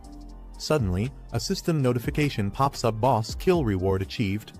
Lin Zi receives achievement points, a revival potion, and exactly 10 advanced ice crystals, the precise materials needed for evolution. Surprised and impressed, Lin Zi mentally notes how considerate the system is, having even provided the rare materials without extra effort. As he holds the exhausted Snowball, a hand suddenly rests on his shoulder from behind. Someone is approaching. Luoda casually places his hand on Lin Zi's shoulder, asking if they can talk. Lin Zi and Yu Zuyun both look at him, confused. Luoda then points to the fallen Bell Claw Insect King and proposes something unexpected. He wants the credit for the kill. Yu Zuyun immediately jumps up, scolding Luoda for being shameless. She reminds him that it was clearly Lin Zi who defeated the boss. But Luoda, unfazed, raises one finger and confidently offers 100,000 as a trade for the kill credit. Lin Zi reflects quietly, realizing that the outcome of this mission will impact the Beast Tamer Association's evaluation of the man sent here. For Lin Zi, though, what matters most right now is earning money. 10W could buy him a strong new pet. Luoda then approaches him, casually asking if he's interested in making a deal. Lin Zi doesn't respond immediately. He knows if he accepts too fast, Luoda might not offer better terms. Trying to convince him, Luoda explains that 10W is already half a year's savings for him. If Lin Zi accepts the mission reward, he'd only get 5W this way. He actually earns more. To seal the deal, Luoda sincerely promises to owe Lin Zi a big favor. Lin Zi agrees to the deal. Lin Zi smiles and agrees to the deal, saying that favors can't really be priced. Luoda transfers the promised amount 10W straight to Lin Zi's account. Just as Lin Zi checks his phone to confirm the payment, a sudden noise draws his attention. They both look up and are shocked to see a massive bird-like beast appear from a hidden part of the cave. Beneath its claws is someone who appears to have been captured. As the trainer walks forward, Luoda, Lin Zi, and Yu Zuyun quickly follow behind him. Luoda respectfully calls him Sir He, acknowledging his authority. He carries himself with calm confidence. Yu Zuyun notices the silver badge on his coat and is visibly stunned. She realizes this man is a silver-tier beast tamer, a figure she's only heard about in rumors. Standing before them, the trainer speaks calmly, noting that they've met again, implying he and Lin Zi have crossed paths before. Lin Zi casually greets the trainer with a relaxed wave, showing no sign of nervousness. Luoda, on the other hand, is completely stunned. He never expected that someone like Lin Zi would personally know a silver-rank powerhouse. The trainer walks forward and addresses Luoda by name, recalling their earlier introduction. He glances at the remains of the Bell Claw Insect King and notes that the mission seems to be complete. Luoda quickly steps forward, politely reporting that the entire incident has been handled smoothly and without any injuries. Trainer analyzes the situation. He notes that the defeated Bell Claw Insect King was at least a rank 4 beast. Judging by Lin Zi's pet's level, it should only be rank 2. Even with talent, he assumes Lin Zi must have teamed up with Luoda to bring it down. Then, turning serious, trainer formally apologizes. He explains that due to a misjudgment by the Beast Tamer Association, this mission was wrongly classified as basic when it should have been intermediate. The error put them all at risk. He hopes Lin Zi can forgive the association and assures him that their trust in Beast Tamers matters. Lin Zi, calm as ever, says it's fine. He adds that Luoda did a great job keeping everyone safe.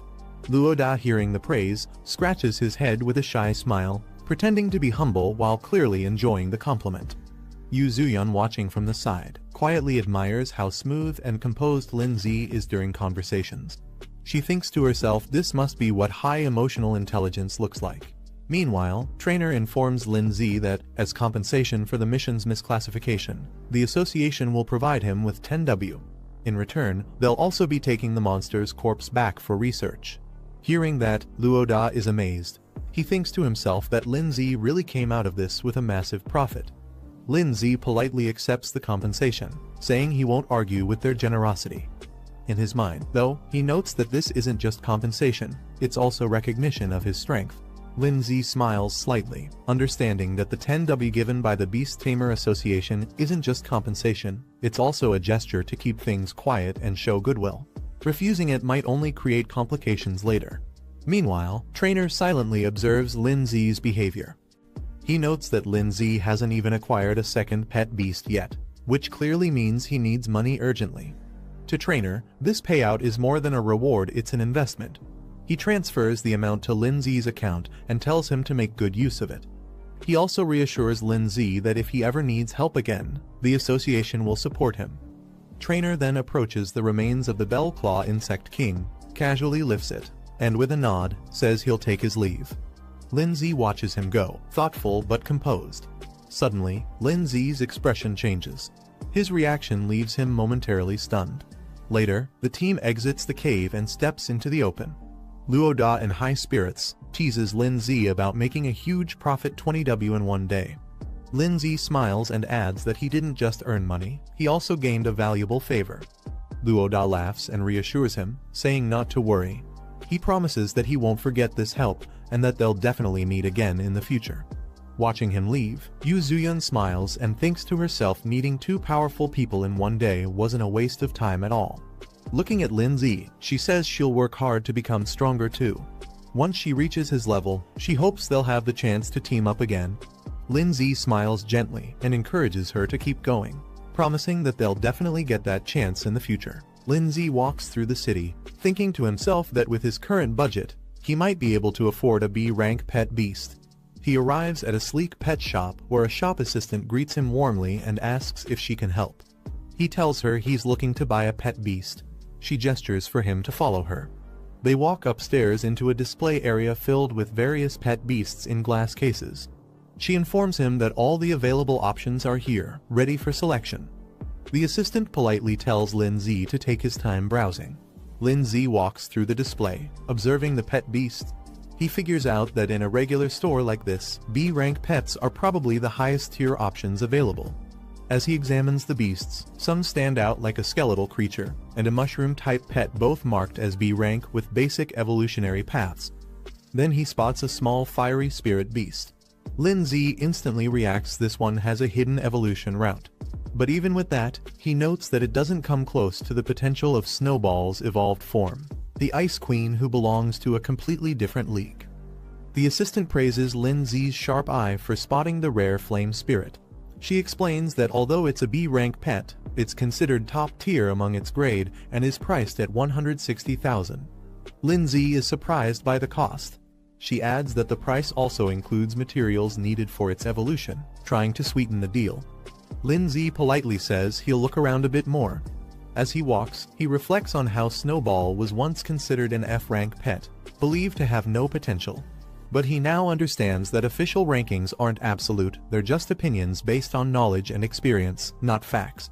Suddenly, his system alerts him there's a hidden royal tier pet beast nearby with a concealed evolution route.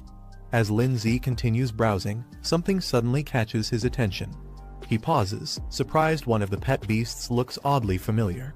He approaches a small, rock-like creature labeled as a rock type. At first glance, it seems simple, but something about it stands out. The display shows its basic evolution path into a larger, bulky stone creature with enhanced strength, defense, and elemental resistance.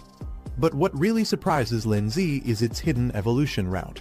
It doesn't just grow stronger, it can evolve into a being known as the Rock God, tapping into ancient bloodlines and gaining the power to control Earth itself. Lin Zi discovers the requirements for the rock-type beast's next evolution stage. He notes it needs full growth, elemental essence, and a rare powder, which hints at its hidden potential. He suddenly remembers why the creature looked familiar. It's the same base form that another person's pet, the giant rock beast, evolved from. But that one followed the normal path. What surprises Lin Zi is that this version could take a completely different route, one that leads to a divine-level evolution. Something the other owner likely had no idea about. He compares the two pets mentally. Ice Crystal Spirit is more of a burst damage and control type, fitting for a mage role. Meanwhile, this rock-type beast would evolve into a warrior type, focusing on strength and endurance. The assistant, cheerful and enthusiastic, tells Lin Zi that the little rock beast is quite a popular choice, easy to raise, decent in battle, and very affordable. She offers it for 80,000, and Lin Zi agrees to buy it without hesitation. He also requests some additional materials for its evolution, listing them confidently. Hearing his request, the assistant is confused.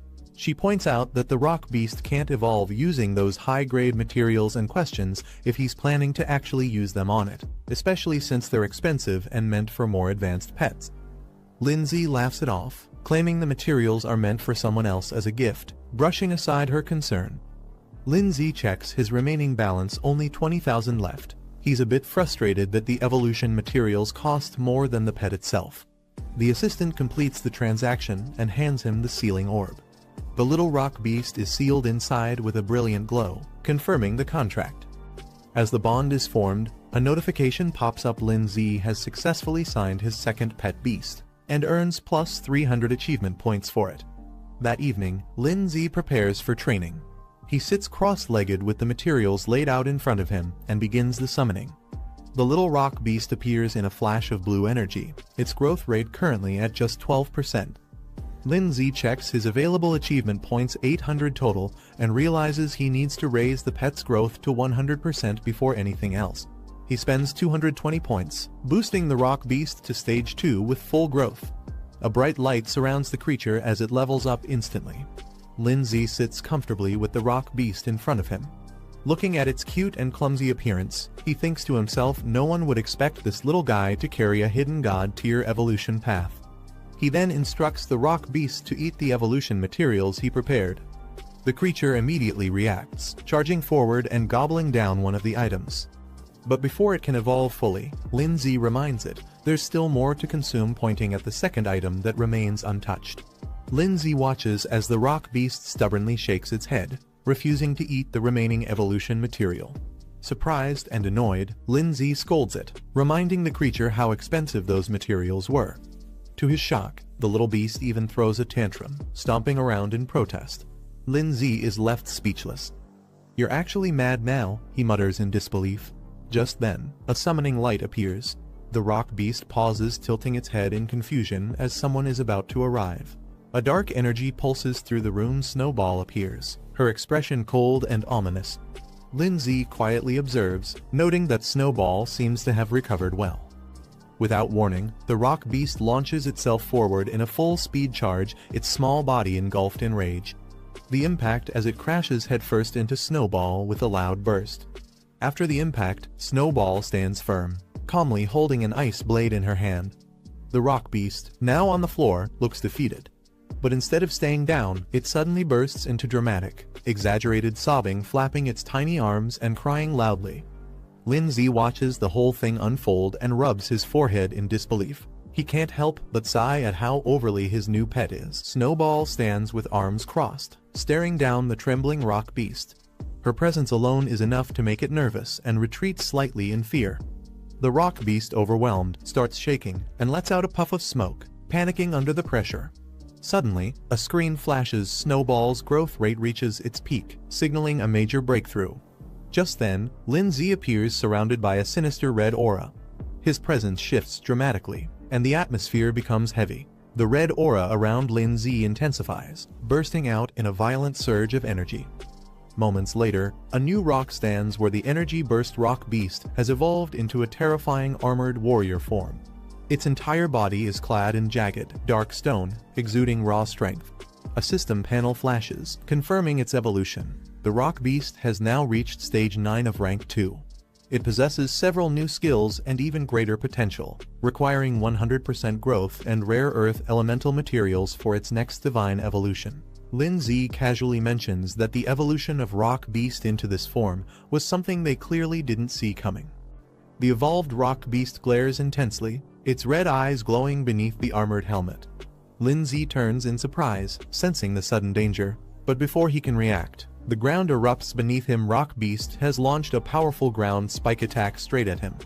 As the spikes rush forward, Snowball reacts instantly, dashing through the air to intercept the attack, aiming to protect Lin Z before the strike lands. Rock beast charges forward with a brutal punch, aiming to crush everything in its path. A massive cloud of frost and mist explodes out as Snowball counters the attack. The sudden defense catches rock beast off guard. Its expression shifts from rage to confusion. Snowball emerges with a solid block of ice, her ice shield firmly raised to block the blow, standing her ground with calm determination. Rock beast glares at Lin Z, frustrated that its attack was blocked. Lin, startled, reacts as the beast's presence overwhelms the room. A system alert appears. Snowball now meets the conditions for evolution. Lin Z steps up with confidence, ready to show who's really in control. He activates the evolution, using 10 high-level ice materials. Bright light surrounds Snowball as the transformation begins. In the next moment, her silhouette shifts, her body surges with power, glowing with icy blue energy. Rock beast tries to brace itself, but it's too late. An icy blast crashes through the room, forcing it on the defensive. A notification appears. Snowball's evolution has succeeded. From the mist, her new form is revealed, no longer the small frost spirit. She now stands tall and elegant as the Snow Lady, surrounded by swirling frost and glowing blue energy. Another system screen outlines her new abilities: upgraded ice blade attacks, improved reflective shields, and a devastating storm that enhances the extreme cold domain, turning it into a full-blown blizzard. As the newly evolved Snow Lady steps forward, Lindsay observes with excitement. Not only has she evolved, but her abilities have upgraded too. Facing her intimidating presence, Rock Beast hesitates, its stance weakens, and for the first time. Suddenly, sharp ice spikes rise up from beneath, catching Rock Beast off guard. Lindsay calmly gives the command, calling out Snow Ladies. Snow Lady unleashes a barrage of sharp icicles from above, raining them down on Rock Beast. Caught off guard, it stares up in shock, unable to react in time. Moments later, Rock Beast is on the ground, completely overwhelmed. Snow Lady stands tall. Lindsay walks over serious. He reminds Rock Beast of their contract. If it's going to stay under his command, obedience is non-negotiable. As he gives a final warning, if Rock Beast continues to act out of line, he won't hesitate to destroy it. Rock Beast trembles as Lindsay steps forward, asking firmly whether it will finally submit. With pressure still looming from the icicles above, Rock Beast quickly bows its head in agreement. But Lindsay doesn't let it off easily. He warns that next time, there won't be any second chances. Under the cold rain of icicles, Rock Beast gulps, completely intimidated. The beast clings tightly to Lindsay's leg like a child begging for forgiveness, while Snow Lady watches silently. Lindsay opens the door, only to be immediately confronted by a muscular man in a black tank top. The man is furious, demanding to know why Lin caused such chaos in the middle of the night. He points out the damage done to his home, especially the ruined wall. Trying to smooth things over, Lindsay puts on a nervous smile, apologizing and offering to cover the damages. But the man doesn't buy it. He snaps, saying this isn't the first time, and demands compensation not just for repairs, but for his mental stress too. He throws out a number, at least 300,000. Lindsay is stunned at the demand. 300,000. His face twists in disbelief. But the angry neighbor confirms it, insisting Lin must pay up within 3 days. As he starts threatening consequences, Rock Beast silently appears behind him, towering and menacing. The man doesn't realize the danger behind him until Rock Beast slowly raises its fist, glowing with fury. The angry neighbor suddenly freezes. He senses something behind him. Rock Beast's massive arm swings in at full force, stopping just inches away from the man's face as Lindsay calmly orders it to halt. Shaken and sweating, the man stares at the beast in disbelief. He stammers, asking if this terrifying creature is Lindsay's pet. He bows his head and quickly apologizes, trying to play it off as a misunderstanding. Rock Beast glares silently at the neighbor, its glowing red eyes narrowing with threat. Shaking, the angry neighbor quickly backs down, waving his hands nervously. He mutters that there's no need for compensation anymore, it's all a misunderstanding. Lindsay simply smiles. He reassures the man that it's no big deal, as long as they don't fuss over small things. Later that night, Lindsay sleeps peacefully in bed. Snowball, now in her evolved ice crystal spirit form, lies beside him. Nearby, Rock Beast sits on the floor. Morning light shines through the windows, and the city awakens. Inside the room, Snowball is playing a song on her phone. The cheerful, loud music suddenly startles Lindsay, who bolts up in surprise as the lyrics echo through the room. Guan makes a call, reminding Lindsay that today is the entrance exam for Zhongning Beast Tamer Academy. She suspects he's forgotten again. Startled, Lindsay quickly answers and realizes his mistake. Guan urges him to hurry and meet at the school gate. Later, a crowd gathers outside the academy near a bus. As Lindsay arrives, someone in the crowd spots him and calls out. From a distance, Guan waves her hand high and signals to her brother, calling him over with a cheerful smile. Some students stand in front of the academy, annoyed that Lindsay arrived late for something so important. One of them mocks him, saying he clearly overestimates himself. Lindsay walks up calmly, brushing off their comments. Someone nearby defends him, reminding the others that he cleared a high-difficulty trial. Moments later, his teacher, furious, slaps Lindsay for being late again. She accuses him of oversleeping. Lindsay laughs it off, saying he's just been really tired lately and tries to play it cool despite the scolding. The teacher questions Lindsay about whether he's been seriously training his soul arts. She seems strict but concerned. Guan, watching from a distance, notices the interaction and feels a bit confused seeing them talk. The teacher then gathers all the students and begins addressing them formally. She reminds them that they're top students from Pinghai No. 1 high school, and this entrance test will be even more challenging. She encourages everyone to do their best, saying she'll be waiting for their good news. The students cheer together, full of excitement and energy as they prepare to depart. The mood is uplifting as everyone raises their hands in encouragement. Back in a quiet moment, the teacher looks at Lindsay with high expectations, silently hoping he can become a shining example for their school. The bus begins its journey through winding mountain roads. Inside, Guan starts a conversation with Lindsay, asking why he hasn't been replying to her messages and what he's been so busy with lately. Lindsay admits he's been swamped with tasks and completely forgot to check in, brushing it off with a laugh as the two sit side by side. Guan reassures Lindsay not to worry and excitedly shares that her pet bird has successfully evolved. She proudly asks if he's impressed. Lindsay is surprised and praises her, saying that with her pet's evolution, she should have no problem passing the upcoming entrance test. As their bus enters Jiangning City, the skyline comes into view. The towering buildings and scenery impress Guan, who gazes out the window in awe, marveling at the beauty of the big city. While enjoying the view, Lindsay accidentally finds himself a little too close to Guan. His face turns red as he notices her leaning in. Guan, realizing the awkward position, hesitates mid-sentence and freezes. The two stare at each other silently for a moment, both embarrassed. Suddenly flustered, Guan panics and quickly pulls back, her face burning red as she tries to recover from the moment.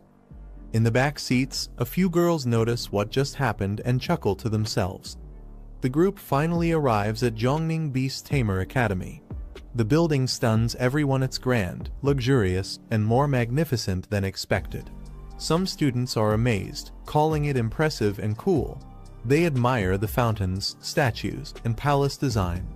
One student remarks that just being able to attend a place like this makes all the effort worth it. As Lindsay walks forward, he calmly tells someone to step aside. A group of students led by a calm, confident man walks toward the academy gates. Their school is introduced, and their team has 17 students. Moments later, another group arrives, this time more energetic and aggressive. A muscular guy and a girl with pink twin tails lead the team of 21 students from a different school. Watching them, one of the pink-haired girls from Lindsay's side nervously reminds Guan that as their class leader, she can't afford to lose to them. Lindsay gives Guan a thumbs up, silently encouraging her before she steps forward confidently with her team. Their group, Pinghai No. 1 High, steps up to register 12 students in total. Nearby, a student from another school watches them and sneers, calling them country bumpkins. A map briefly highlights the regional status of Pinghai, indicating that it's seen as more remote compared to the cities of Canyon and Kinping, explaining the bias others have toward them. A student boldly charges forward and punches a giant statue. A man in a white coat appears, praising the student's spirit. He introduces himself as Teacher Su-hee, the one in charge of overseeing this round of the admissions test. He congratulates everyone for passing the initial trial, but warns them not to celebrate just yet. He explains that this entrance exam is much tougher than the beast taming trials they've faced before. Based on previous years, only 10 out of everyone present will be accepted. The elimination rate is 80%. One of the girls from Pinghai gets worried. She thinks since they passed the easier trial, they'll definitely be eliminated now. A cocky student from another school mocks them, saying Pinghai students don't stand a chance and should just give up. The pink-haired girl snaps back, clearly annoyed. Meanwhile, the tall muscular guy casually asks his teammate Xinyi who else besides the two of them might pass. She doesn't answer, just looks silently and blows her bubble gum. She observes another boy and comments that he seems strong. Meanwhile, she blowing bubble gum, watches the crowd suspiciously. Lindsay also notices something strange about one of the students. He can't put his finger on it, but the guy feels oddly familiar. Xinyi murmurs that something about him just seems off. She blows her bubble gum. The boy beside her notices and asks what's wrong. She brushes it off, saying it's nothing. He examines Lindsay that one of the students present seems to have an unusually deep and unreadable strength. The boy scoffs in response, dismissing Lindsay's concern. He arrogantly claims that students from Pinghai are far below their level and not worth worrying about. Later, Suhi steps forward to address all the gathered students. He informs them that they'll first check into the academy's dormitory hotel and rest well today to prepare for the upcoming entrance exams. He also cheerfully adds that during the test period, meals in the academy cafeteria will be free and delicious. After the announcements, the students are given free time. Xinyi excitedly cheers, saying she's been hungry for a while and invites her brother to eat together. Inside the academy's dining hall, Guan chooses a table and suggests they sit there. Meanwhile, two boys at another table notice Guan walking by. One of them is stunned by her appearance and starts whispering about how attractive she looks. His friend quickly scolds him to keep his voice down, warning not to embarrass their school. Guan cheerfully encourages her brother to eat more, happily handing him a drumstick. He nervously chuckles, already overwhelmed by the mountain of food in front of him, insisting he's already full. Meanwhile, Xiao Yun and Si Yan approach with their plates, teasing Guan for not sharing food with them. They joke that she and her brother act just like a couple. Embarrassed, Guan turns bright red and quickly tells them to stop. One of the boys at the nearby table is shocked to see that Lindsay is now surrounded by even more girls. He exclaims in disbelief that Lindsay somehow keeps attracting them. His friend becomes visibly frustrated, calling it unfair. He can't understand why Lindsay is so popular despite thinking he himself looks better. As some time, a large student politely approaches Guan, Lindsay, and the group, asking if he can sit with them. Guan glances up at him silently. The student is allowed to sit at the table. He takes a seat beside Lindsay and introduces himself with a friendly smile, saying he's from Pinghai and his name is Zhuxing. Curious, Lindsay looks over and asks what he wants. While eating, Zhuxing mentions he heard rumors about a high schooler from Pinghai who managed to clear an extremely difficult level. He wonders aloud if that student came to the academy as well. Xinyi and the other girls question Zhuxing's intentions, accusing him of trying to gather intel before the exams even begin. Zhuxing nervously waves his hands, claiming he just wants to make friends. He admits that since he's not particularly outstanding, gaining information is his best shot at having a chance in the upcoming tests. Guan responds bluntly, saying they don't have anything to share and tells him to leave. Embarrassed but trying to stay friendly, Zhuxing laughs awkwardly and says they shouldn't be so harsh. He adds that he already has a general idea of the capable candidates among the current exam group. Zhuxing points out a silver-haired student entering with 3 girls and introduces him as Lai Pengyun, the top student from Pinghai. He explains that Lai Pengyun is a recognized prodigy who recently cleared a high-difficulty trial. His contracted beast, a venomous plant-type monster, has already reached Tier 3. Hearing this shocks Xinyi and her friend. They're stunned that a high schooler could own a Tier 3 pet beast. Zhuxing casually adds that Lai Pengyun also comes from a well-known wealthy family, which supplied him with rare materials for beast evolution. The girls quietly admit there's no way their Tier 1 pets could compare to someone like him. Guan silently reflects on the gap between her own pet beast and the Tier 3 one they just saw, realizing that her bird is still stuck at Tier 2, Stage 7. Meanwhile, Zhuxing points to another girl in the dining hall, Guo Xiningi, the twin-tailed girl. He explains that she's known as a troublemaker from Kongwu City. She only formed her first contract in her senior year, but still managed to pass a high difficulty assessment in just 1 month. Her pet, a steel pattern baby dragon, has already reached Tier 2, Stage 8. The girls at the table are stunned. One questions how a pet could grow that fast in just 6 months, while the other speculates she might have already had it at Stage 7 when they bonded. Lindsay casually explains that if someone has high enough spiritual power, they can directly contract with stronger pet beasts without needing to level up slowly. Hearing this, Xinyi looks curious and confused, not fully understanding what he meant. Then, with a playful expression, she strikes a flashy pose. Lindsay, caught off guard by her sudden cuteness, can only stare blankly. Zhuxian continues, mentioning that there's another top student from Kangwu City named Tan Yang, who is partnered with a rare dual-attribute pet. This revelation shocks Xinyi and her friend, who react in disbelief upon hearing that dual attributes are involved. Guan calmly explains that their teacher once mentioned such rare beasts exist, but are usually found in extremely dangerous regions and are almost impossible to tame.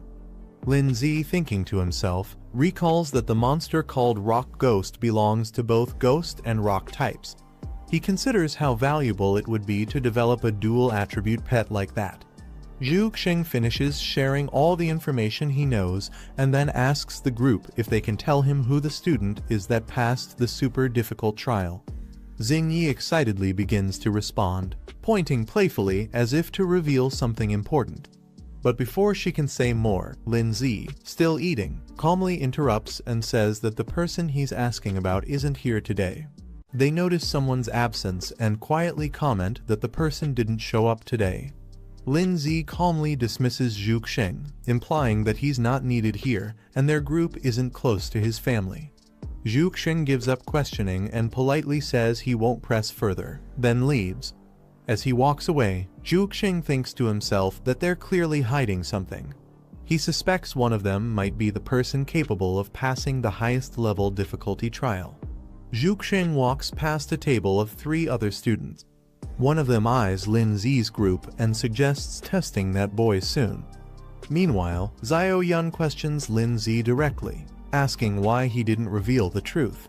She believes it's something he should be proud of.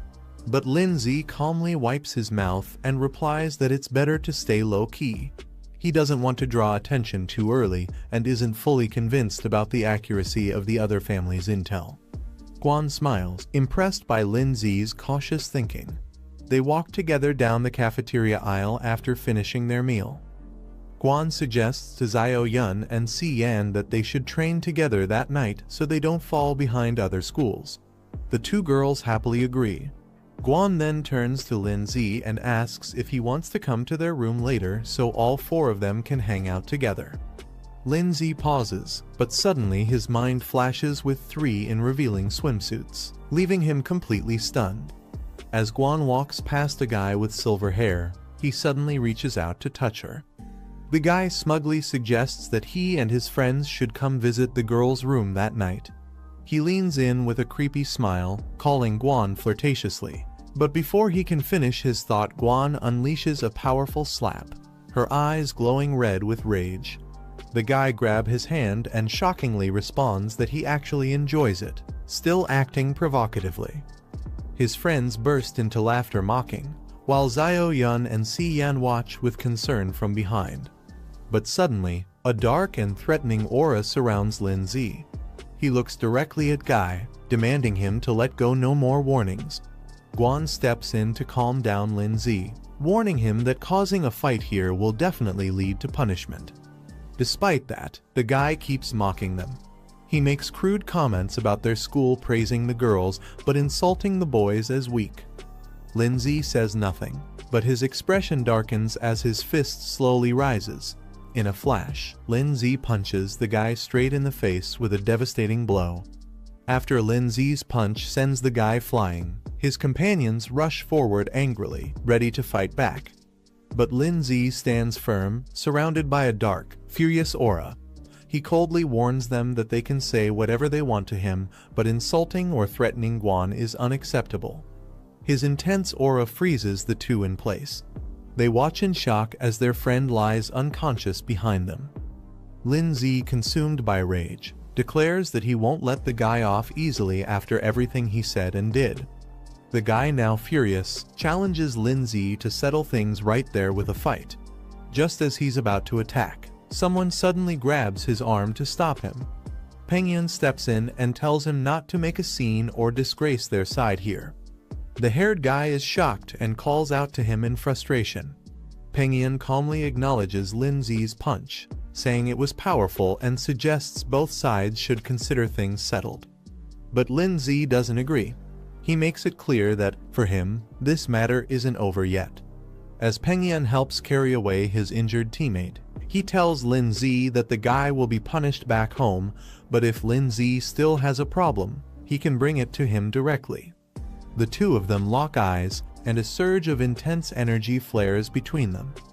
After everything settles, Guan suggests they leave, gently pulling at Lin Zi's sleeve. He pauses silently for a moment, then agrees with a calm expression. As they begin walking away, Lin Zi casually mentions their next focus getting ready for the upcoming exam. Xiao Yun cheers behind them, calling Lin Zi cool as the group exits together. Elsewhere, Pengyan smirks in the shadows, finally confirming his suspicion Lin Zi is the one to watch. Later that night, at a luxurious dorm, steam rises from the bathroom as the girls Guan, Xiao Yun, and Si Yan relax together in the bath. Guan looks annoyed as all three squeeze into the tub, asking why they barged in together. Xiao Yun just grins mischievously and says it's their way of thanking her for training them, clearly enjoying the moment a bit too much.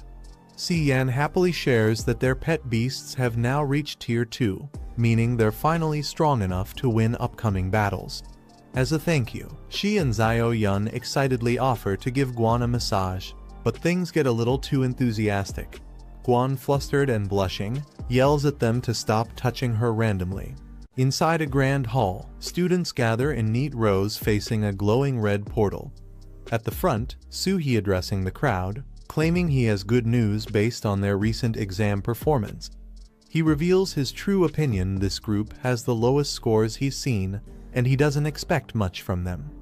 Xiao Yun, embarrassed, yells in disbelief. Behind her, a few boys argue and point fingers, blaming others for dragging down the group's results. Xiao Yun, fired up and furious, shouts at the student who mocked her group.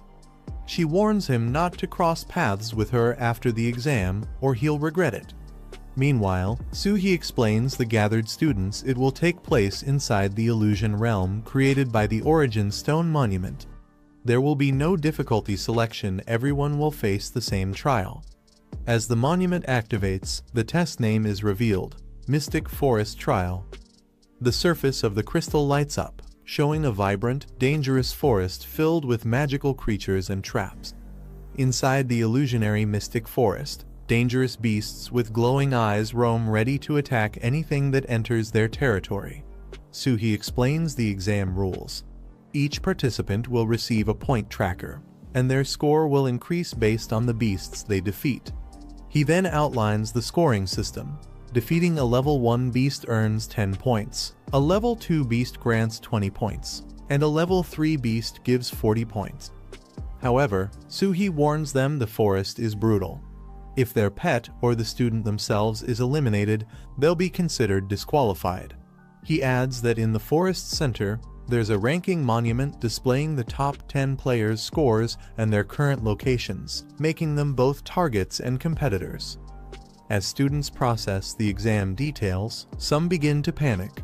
One of them voices concern about the presence of level 3 beasts, worrying they'll be instantly eliminated if encountered. Suhi continues the announcement. The exam will last 4 hours, and at the end, only the top 10 scorers will be selected based on points. Suddenly, Lai Pengyan raises his hand and asks a sharp question: can they only hunt beasts to earn points? Suhi grins darkly and praises the question. Then, he reveals the twist. Defeating other participants is allowed, and if they do, they'll inherit all of their opponent's points. The students react in outrage. Many can't believe such brutal rules are allowed. Some argue that it encourages betrayal among classmates. One student proposes forming a group to eliminate competitors from other schools to secure a top spot. A boy cracks his knuckles with a smirk, excited by the chance to fight without holding back. Meanwhile, Xinyi, blowing bubble gum, observes the chaos around her calmly and with little interest. Suhi silences the crowd. He tells them the real battlefield is far crueler and gives everyone the option to withdraw now if they're scared. He adds that the top-ranked student will receive the title of freshman leader, along with special privileges after enrollment. Lin Zi narrows his eyes with focus in his mind. He's eager to see who among the new students will prove themselves the strongest. A montage of standout candidates appears: Xinyi, Lai Pengyun, the muscular brawler, Lin Zi, and Guan. All of them potential contenders for the top rank. Guan, looking thoughtful, hopes to meet up with Lin Zi in the trial. Even if she can't make it to the top 10, she wants to support him however she can. Before entering the illusion, Lin Zi calmly instructs Guan to use her bird-type pet's flight ability to find him quickly and regroup once inside the trial zone. She gives a confident nod, her eyes gleaming with determination. She's ready. Suhi stands on stage, instructing everyone to stay calm as the trial is about to begin. A bright red burst signals the opening of the illusion realm. The transfer begins. Inside the illusion forest, Lin Zi appears first. He calmly surveys the area, standing tall among the trees. Lin Zi scans the forest carefully, remaining alert to any signs of movement. He spots a tall red monument in the distance and recognizes it as the ranking stone. Glancing at his wrist device, it shows his current score is 0 and the countdown timer is active. He notes that players can only view their own score, not their ranking. This forces everyone to eventually approach the central stone, making it the most dangerous area later on. The red pillar in the center displays the top 10 scores, but only if players actively go to update it. If someone doesn't, their location will still show. Lin Zi realizes the true goal of this exam is to pit students against each other. The one with the most strength makes the rules here. He reminds himself that it's just a game. As his spirit beasts materialize behind him, he focuses having fun is what matters most. Suddenly, a sharp object comes flying toward him. Two-headed snakes rush at Lin Zi, but a glowing barrier blocks them. Lin Zi stays calm, barely reacting.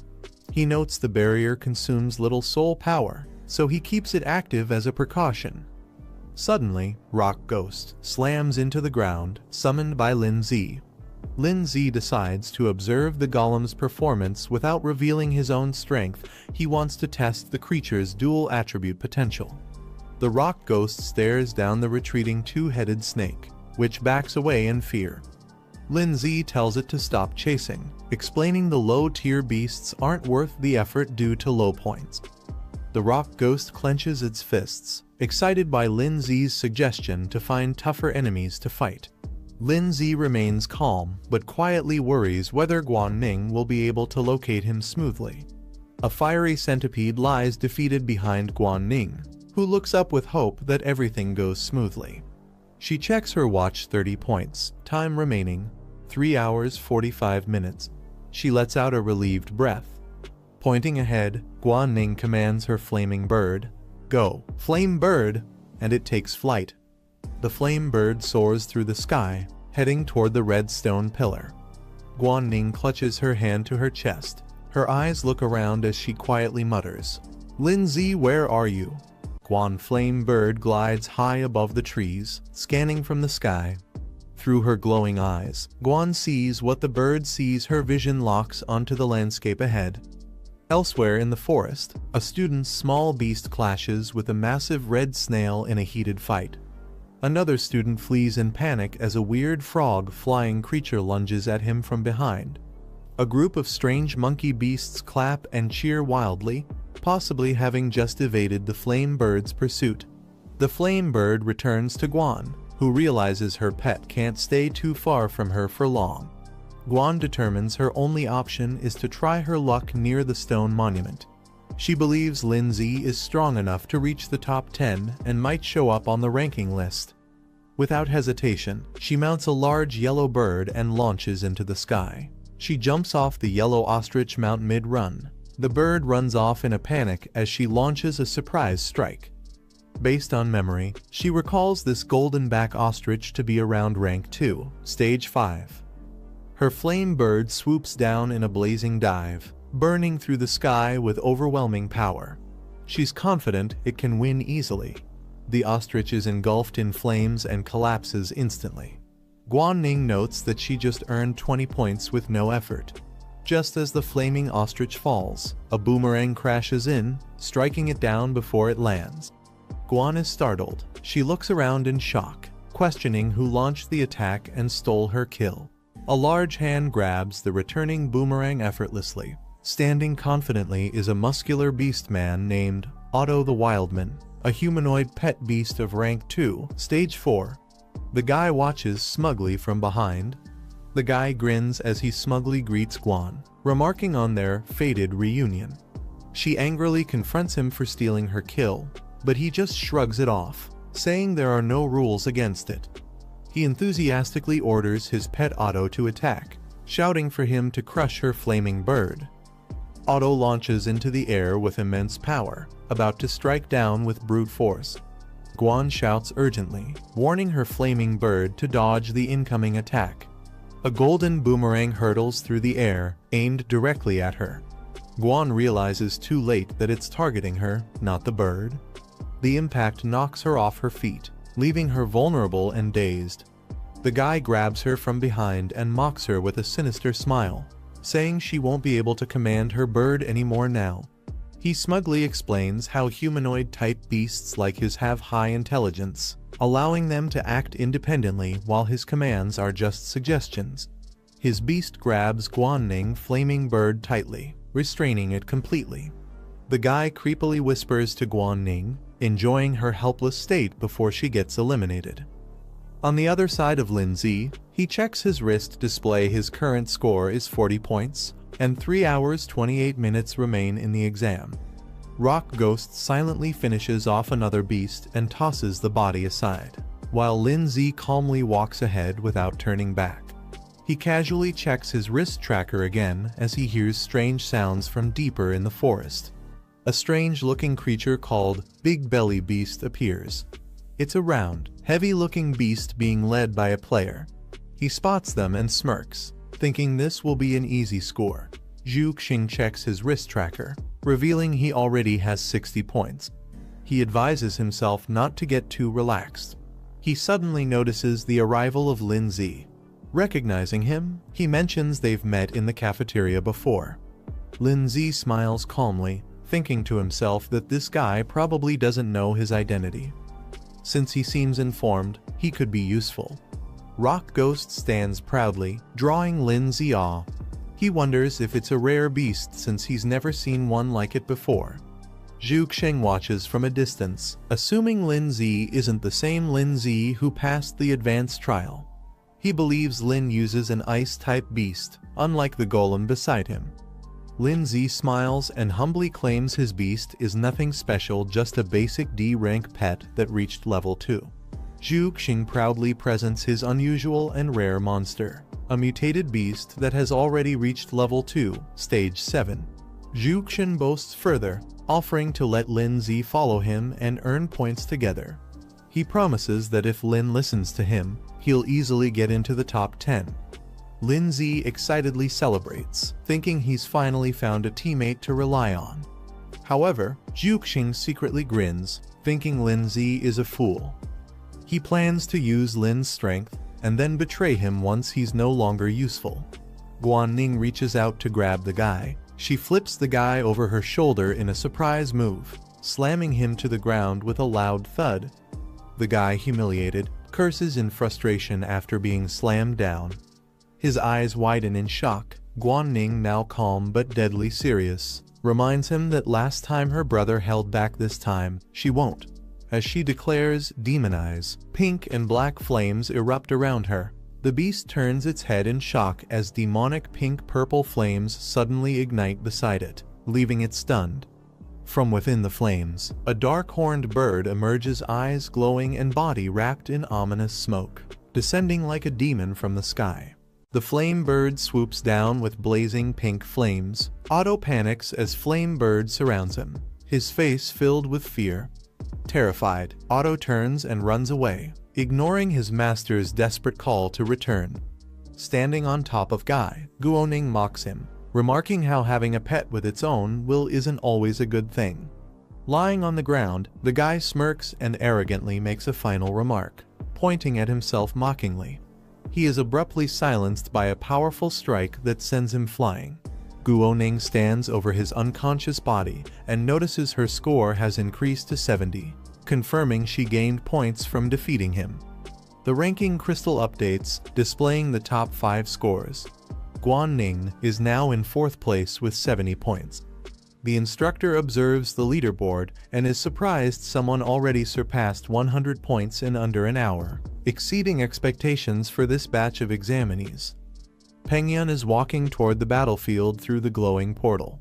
A massive spotted savage tiger beast type stage 3, level 1 towers over Pengyun ready to attack.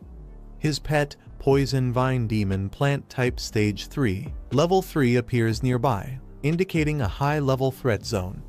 The spotted savage tiger suddenly charges forward with ferocity, aiming straight for Pengyun. Poison vine demon eyes glowing as he alert.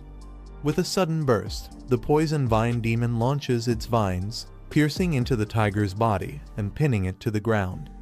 The tiger is forcefully slammed away, overwhelmed by the power of the vine-based monster.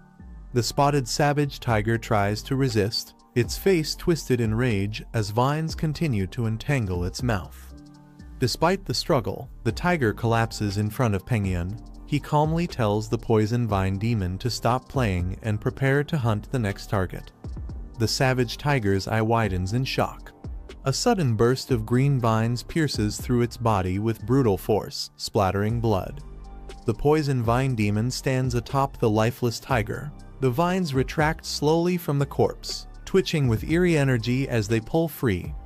The poison vine demon towers over the lifeless tiger. As the vines retract, the tiger's body collapses to the ground. Pengyun casually checks his wristband. His score now reads 210. With a smug expression, he declares himself the rightful ruler of this new generation.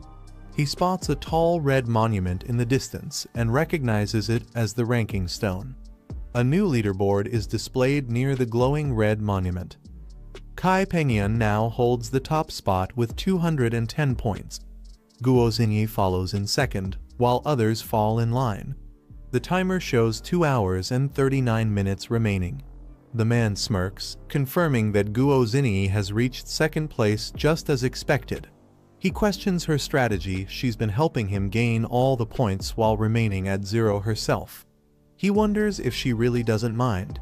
Guo Xingyi calmly asks, "So, who should we start with?" The man looks at the leaderboard, remarking that it's still too early to challenge Kai Pengyun, who leads with 210 points. He notes that Lu Gang, another participant, is from their school. He narrows his focus to a new target, Guanning, currently ranked 4th. Guo Xingyi recalls someone named Lin Zi, once praised as a genius, but she doesn't see his name on the leaderboard. She scoffs at the thought. They conclude that many on the list likely used cheap tactics to climb. The girl notes that Guanning is nearby, and they decide to move toward him. Guanning points toward the east, deciding the direction to proceed. The flame bird lands as she follows behind. She calculates 2 monster targets. Nearby on the left is a wind cutter mantis, and on the right, a man-eating flower. She's evaluating which one to take on next. She looks determined, wondering where Lin Zi is and deciding which direction she must take to find him. Meanwhile, Lin Zi walks calmly through the forest alongside Andre. They encounter a new enemy, a creature labeled as Withered Vine Beast, ranked 2ND tier, level 4. Andre cheerfully tells Lin Zi to handle the beast first and promises to assist shortly. He smirks to himself, planning to swoop in and steal the kill after the creature is nearly defeated so he can claim the points. The rock beast launches a powerful strike toward the withered vine beast. The enemy is swiftly eliminated, signaled by a red icon showing its defeat. Rock beast remains silent, staring at the defeated enemy while Lindsay watches calmly in the background. Andre stands silently and stunned by what just happened. Suddenly, his face twists in shock as he realizes the armored creature killed the enemy instantly before he could even act. The screen shows a countdown timer with just 2 hours and 20 minutes remaining. The leaderboard reveals the top participants.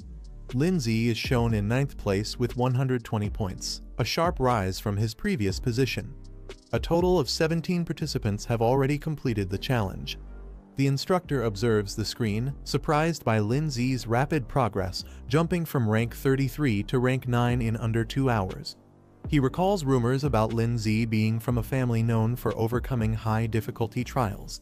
He realizes the reason behind their success. Lindsay and Zhuxiang are working together as a team. As they walk through the forest, Zhuxiang complains that Lindsay and his pet, Rock Beast, keep eliminating enemies too quickly. Zhuxiang asks to be given a chance to fight at least one. Lindsay simply apologizes, showing no intention of slowing down. He explains that since the graduation exam affects their school advancement, he always commands Rock Beast to go all out in battle. Then, turning casually to Zhuxiang, he offers to let him handle the next one if he wants points too. Annoyed, he grits his teeth, thinking Lindsay is getting too full of himself. He plans to take Lindsay down in the next fight and steal all his points. Suddenly, a warning appears on the screen. A dangerous elite beast has appeared in the area. Lindsay looks at the alert and wonders if defeating a rare ranked beast might offer more points, showing interest in maximizing his score. From the bushes, a golden glow starts to emerge, accompanied by a rustling sound. The group moves closer and discovers a massive golden tree. Lindsay, Zhuxiang, Big Mouth, and Rock Beast all stand in awe at the sight. Zhuxiang exclaims in shock, "It's a golden tree, something extremely rare."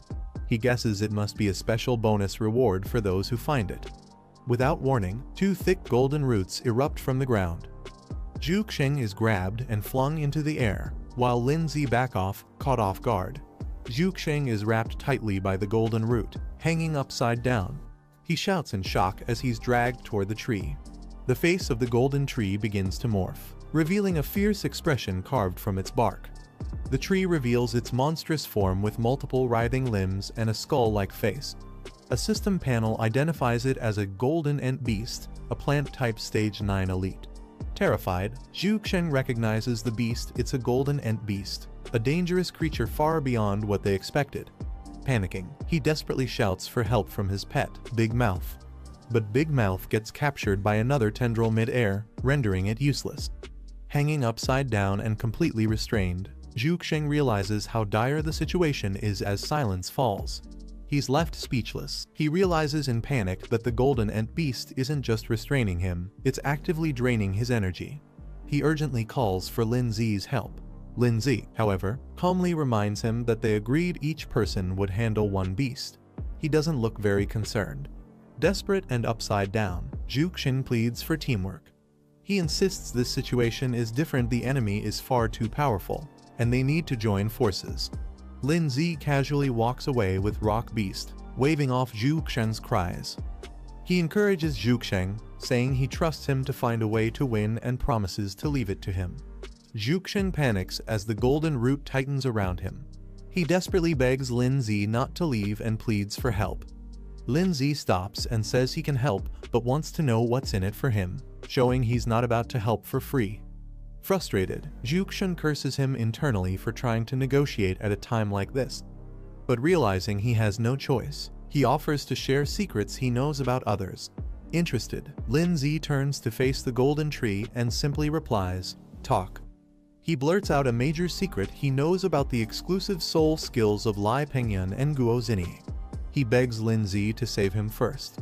Lindsay processes the intel, thinking it's important. He compares the soul skills to Rhoda's enhancement techniques. Then, he calls out to his pet, Rock Beast. Responding to the command, Rock Beast prepares to attack.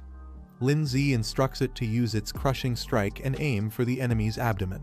Rock Beast dashes forward with full power. ready to execute a powerful attack against the Golden Ant Beast.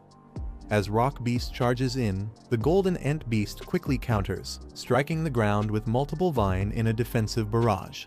Rock Beast weaves through the incoming attacks, dashing aggressively with glowing red eyes, closing the gap between it and the monster. Just as Rock Beast leaps in for a blow, a thick golden limb intercepts, swatting it away with incredible force before it can strike the target. Rock Beast is slammed hard against the ground by the golden root. Rock Beast launches a fierce strike with incredible speed, aiming directly at the Golden Ant Beast. Golden vines shoot up in response, clashing with explosive force and completely intercepting the attack. In an instant, Rock Beast is wrapped tightly by multiple vines, completely immobilized and restrained in mid-air. Watching from a distance, Lindsay assesses the situation. He notes that even a Stage 2 Level 9 Rock Beast is struggling against the Stage 3 Level 9 Golden Ant Beast, revealing the gap in power. Lindsay watches as Rock Beast is completely restrained by the golden vines. Realizing it's stuck, he thinks about secretly summoning another pet, his trump card, the Snow Girl. Suddenly, something unexpected has caught his attention. Despite being tightly bound, Rock Beast's eyes glow intensely. It lets out a low growl, resisting the pressure as its body begins to react. Lindsay shouts out in alarm, calling Rock Beast's name. Rock Beast begins to power up. Lindsay shouts at it, demanding it break free with everything it has.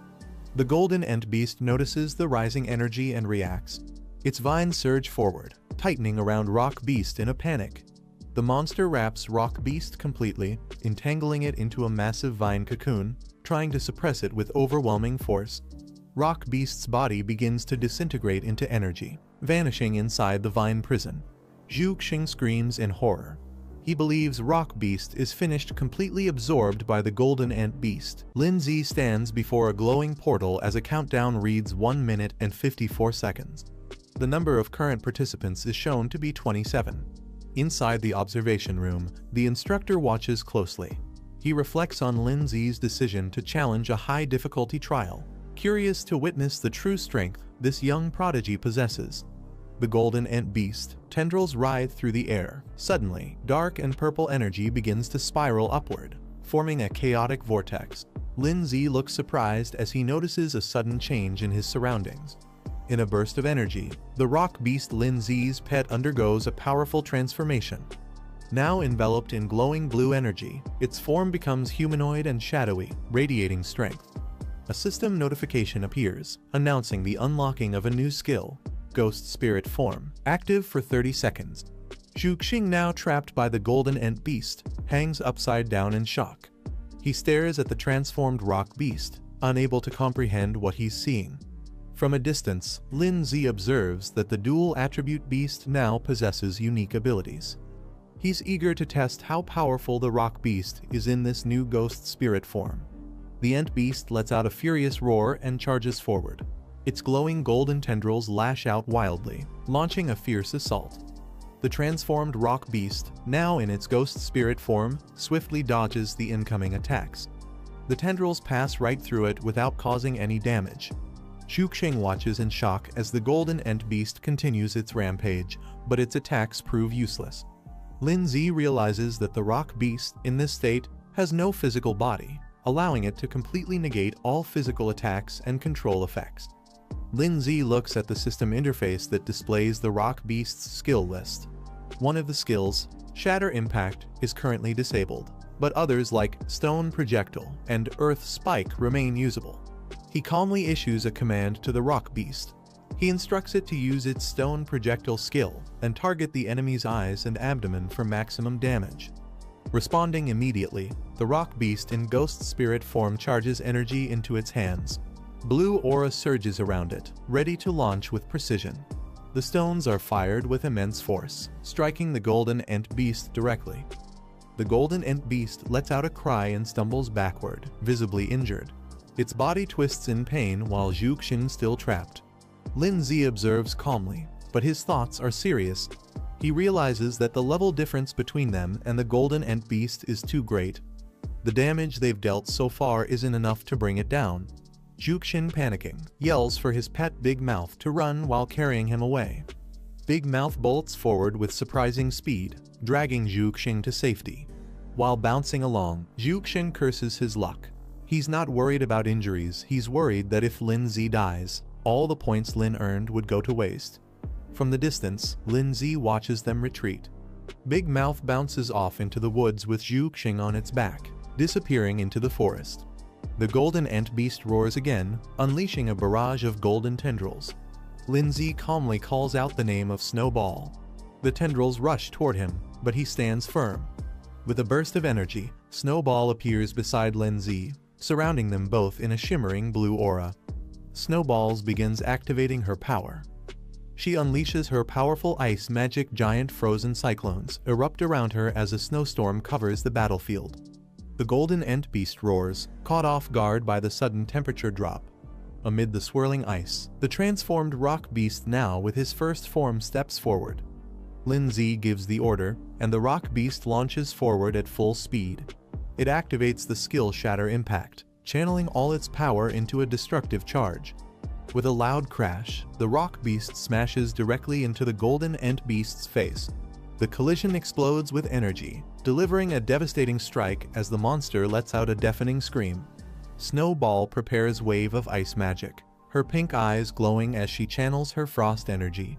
She raises her hand, summoning another powerful spell to freeze the battlefield.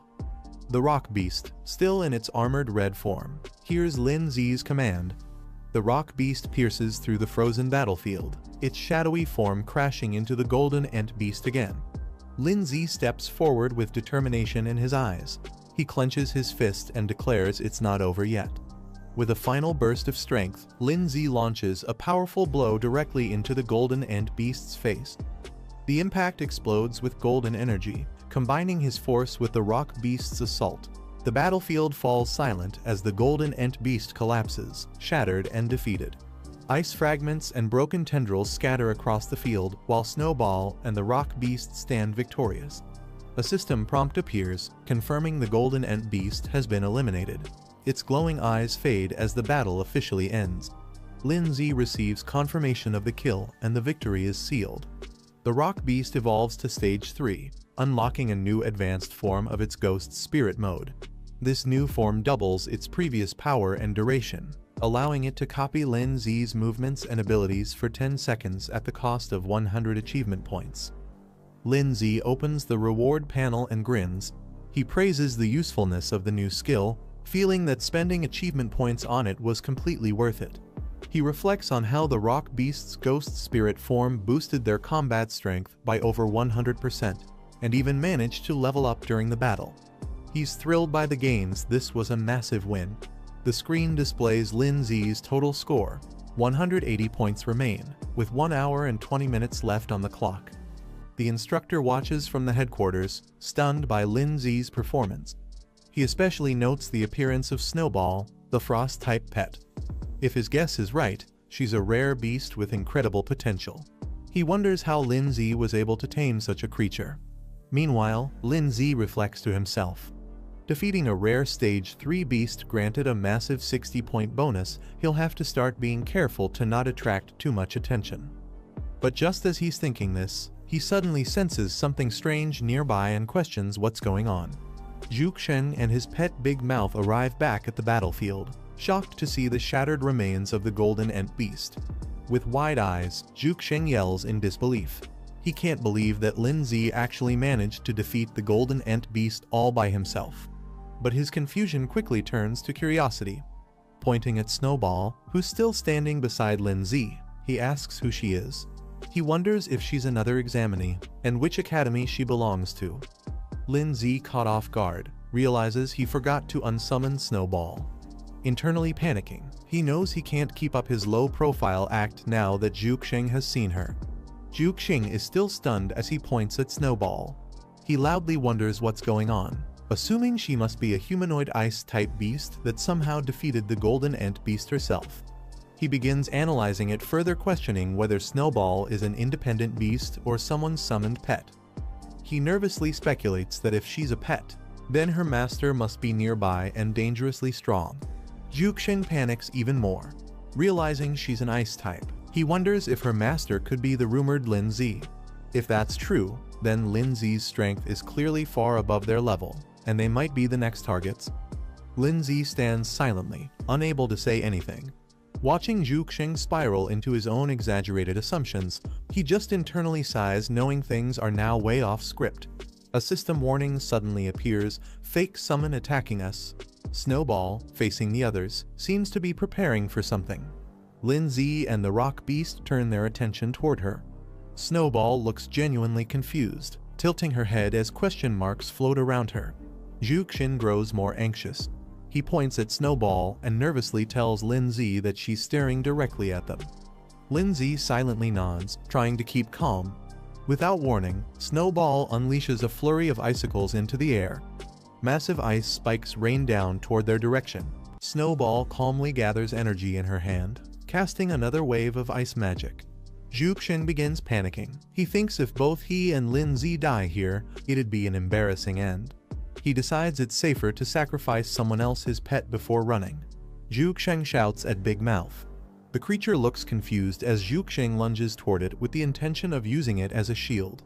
Zhu Xing yells that it's for protection, trying to justify his selfish survival tactic while his pet is left stunned. Snowball calmly announces she's fine and voluntarily returns to her summoning space. The rock beast also appears. A message displays, "You too, return." Zhu Xing, still panting from panic, leans against Big Mouth, who looks just as exhausted and confused. Zhu Xing wipes his sweat and smirks proudly. Perfect, he thinks. Not only did he survive the crisis, but he also earned points. Zhu Xing, drenched in sweat, asks if things are finally safe. He's startled to see Lin Zi. Lin Zi calmly rises from inside Big Mouth. Protected by a glowing barrier, he casually asks if he can come out now, revealing he's been safe the whole time. Zhu Xing panics again, yelling at Big Mouth not to release him yet because the threat might still be behind them. Internally, he's confused. Lin Zi should have been digested by now, yet he's perfectly fine. Big Mouth makes a strange sound as it struggles with something. Big Mouth suddenly spits Lin Zi out, sending him tumbling onto the grass. Zhu Xing watches in shock, trying to understand how Lin Zi managed to survive inside his pet. Lin Zi calmly adjusts his jacket and casually comments that maybe Big Mouth just had trouble digesting him. Zhu Xing quickly changes tone, suggesting that if the monster had kept chasing them, they could have teamed up to defeat it together. Zhu Xing forces a smile. Inside, he admits that this guy is actually scarier than he thought. Lin Zi confirms that the enemy doesn't seem to be chasing them anymore. He then asks Zhu Xing to finally explain what the exclusive soul technique is all about. Zhu Xing suggests they head to the stone monument first to check if their team made it into the top 10 rankings. He agrees to explain everything along the way. While walking, Zhu Xing explains that exclusive soul techniques are rare skills awakened by only a few exceptionally gifted beast tamers. They're unique and personalized based on one's physique and talent, not something that can be taught or learned from books. Curious, Lin Zi then asks what kind of exclusive soul techniques Guo Zini and Lai Pengyun, two other individuals, possess, wanting to understand how his peers compare. Zhu Xing runs excitedly toward the large red stone monument, eager to check the latest rankings. The ranking list lights up. Lai Pengyun 370, Guo Zini 340, Tang Yang 250, Lu Gang 210, Lin Zi 180, and others down to the 10th spot with 100 points. There's less than an hour left in the trial. Zhu Xing scans the board and, as expected, doesn't find his name. He sighs in disappointment. But he quickly pumps himself up. There's still time left, and the 10th place only has 100 points. If he can add Lin Zi's contribution to his total, he's confident he'll break into the top 10 rankings. Lin Zi walks up to the stone pillar with Zhu Xing, both staring at the leaderboard. Zhu Xing tries to call out to him, attempting to confirm.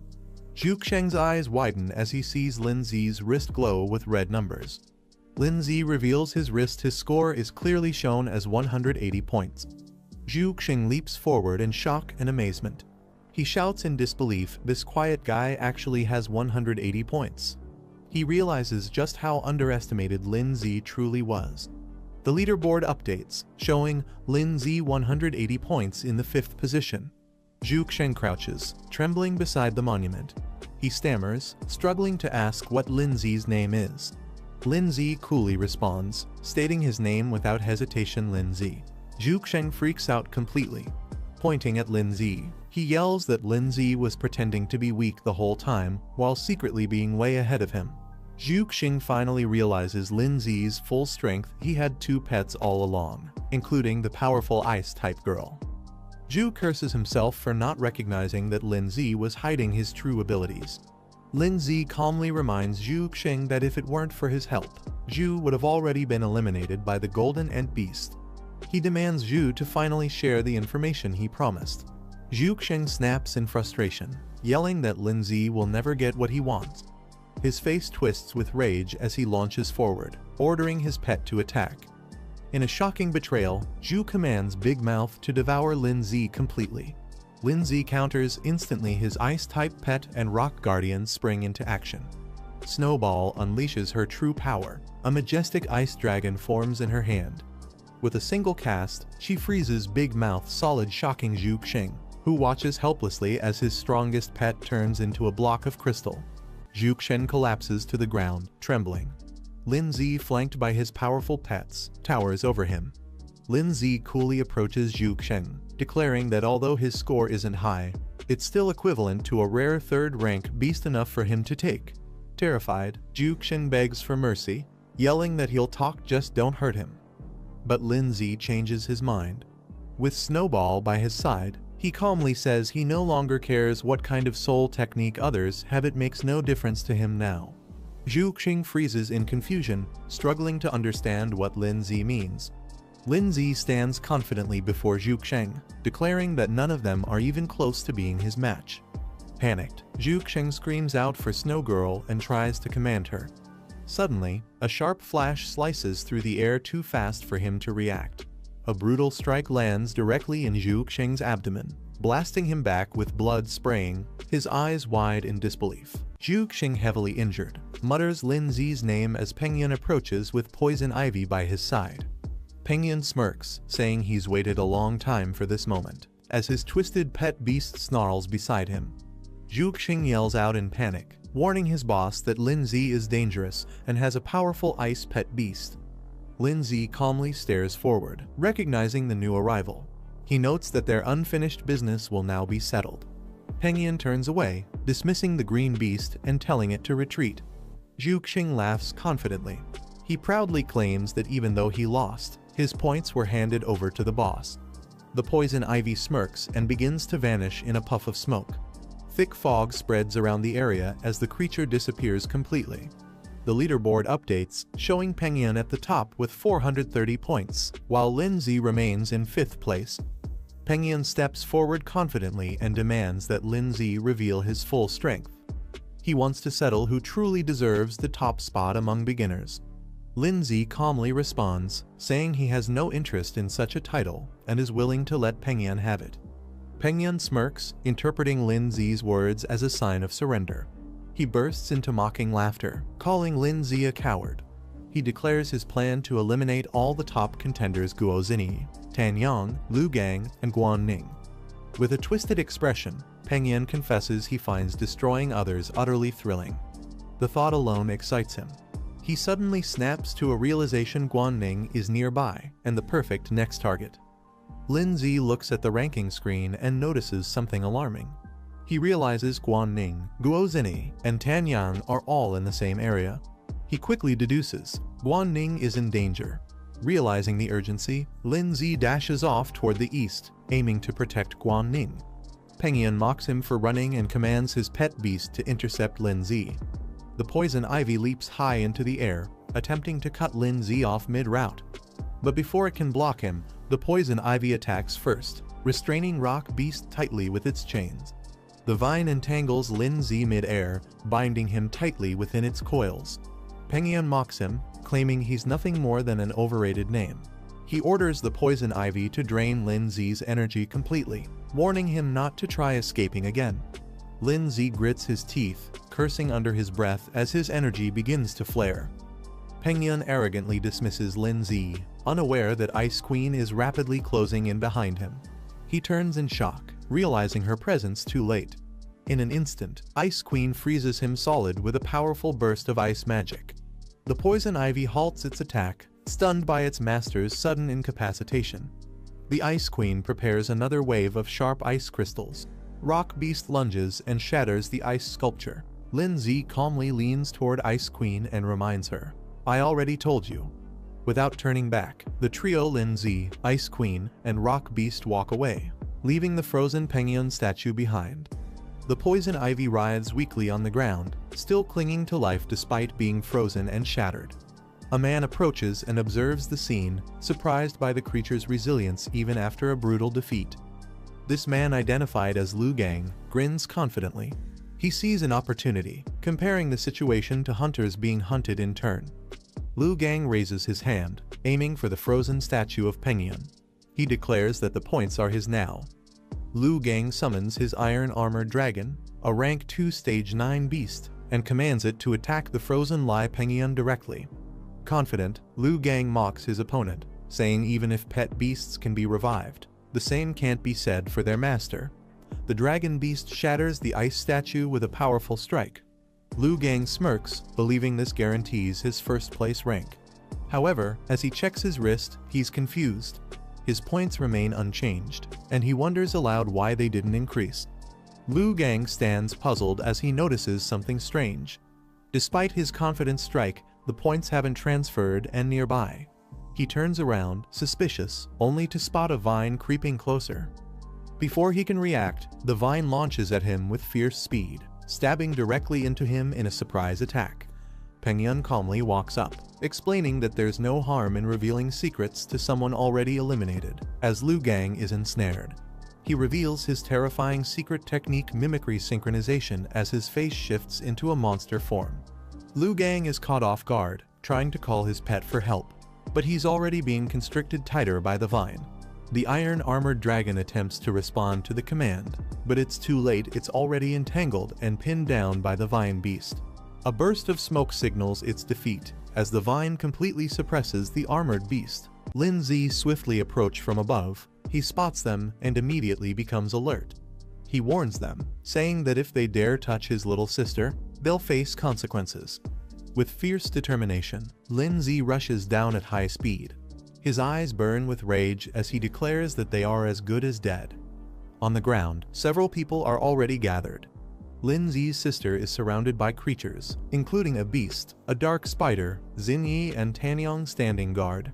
Suddenly, a small white dragon with horns appears. The screen displays its identity: Coiling Pattern Baby Dragon, Stage 2 Level 8, Dragon Type. Guan struggles to move, trapped within a water spell. She tries to break free but fails. Tanyong coldly tells her not to waste her strength. There's no escape from a spirit master's water prison. Behind him, a terrifying water ghost creature floats in the air. A label appears: Second Rank Spirit Master, Ghost Water Type. Tanyong confidently raises his hand, explaining that the water prison is impossible to escape from once activated. He turns to Xinyi, saying she can take over. He suggests that if she defeats Guan and claims her points, she'll have a real chance at becoming the top freshman. Xinyi smiles teasingly and questions if he's hesitating because Guan is too pretty to hurt. Tanyong doesn't respond, staying silent as Xinyi watches him curiously. Tanyong stands with his arms crossed. He responds to Xinyi's teasing, saying he's not interested in other girls, hinting that Xinyi is the only one he cares about. As Guan remains trapped inside the water spell, Xinyi gets ready to strike. But Tanyong interrupts her, telling her to wait. She's confused and asks what they're waiting for. Xinyi's eyes light up with excitement. She smirks and says they should wait for the big fish to take the bait. Suddenly, Lin Zi bursts in at high speed, attacking with deadly force. The impact shocks Tanyong, who immediately reacts with surprise. Tanyong activates a water shield to protect Xinyi from the sudden strike. Waves surge up around them as he barely blocks the powerful attack. Lin Zi's pet beast, Snowball, crashes down with force, scattering black debris and emitting purple smoke. Lin Zi walks forward calmly, flanked by his two powerful companions, his rock beast and Snowball. Lin Zi glares at Tanyong and Xinyi. He demands that they release Guan immediately before it's too late. Xinyi and Tanyong are shocked when they realize Lin Zi has two powerful pet beasts. Inside the water prison, Guan is surprised to see both of Lin Zi's pets appear together. But she quickly reminds herself it's not the time to be shocked. She warns Lin Zi that Tanyang and Xin Yi are strong and tells him to be careful. Lin Zi, with his rock beast and Snowball behind him, confidently steps forward. He tells Guan to hang on, he's coming to rescue her. Tanyang narrows his eyes and points at Lin Zi, asking if he's the one who supposedly cleared the ultra-difficult challenge and obtained legendary-level pets. Xin Yi smiles and confirms Lin Zi's identity, saying it all makes sense now, he always felt different from others. Tanyang rolls up his sleeves. He says he'll find out Lin Zi's true strength by facing him directly. Xin Yi warns him to be cautious, sensing that Lin Zi isn't an ordinary opponent. Tanyang charges forward with confidence. He tells Xin Yi that if he beats Lin Zi, he'll give her the points, making her the top freshman. If he loses, she's free to take his points instead. As he launches his attack, he commands his ghost spirit to restrain Lin Zi. A burst of energy and blue magic fills the air as Tanyang tries to take control of the battle. Lin Zi channels his power and activates a fierce soul-based technique. With a surge of yellow energy, Lin Zi launches a devastating attack called Tidal Force Impact, breaking through the enemy's defense with explosive force. Tanyang watches in disbelief, sweating as he realizes how overwhelming Lin Zi's soul technique is. He didn't expect this level of strength. Before he can react, Lin Zi's rock beast suddenly lunges forward, landing a direct punch on Tanyang, catching him completely off guard. Tanyang retaliates by summoning a giant water pillar from the ground, launching Lin Zi's rock beast into the air with a powerful blast. Before the beast can recover, it's trapped mid-air in a swirling ball of water, completely immobilized by Tanyang's technique. Pointing upward, Tanyang commands to catch one beast first, focusing their efforts on restraining Lin Zi's companions one by one. Lin Zi calmly watches and activates another ability, Ghost Spirit Mode. Lin Zi's ghost form activates and leaps into the air, breaking through the water trap effortlessly. His body pulses with dark energy as he descends with speed and power. With precision, he strikes from above using a ground-piercing attack. Purple energy erupts, and spikes burst from below. Dark aura spreads around his spirit beast, which morphs into a shadowy figure and unleashes a powerful ghost skill, devastating the area with waves of cursed energy. Tanyang grins wildly and reveals that his spirit beast is also ghost type. Confidently, he declares that he too is immune to physical attacks, laughing as if the tables have turned.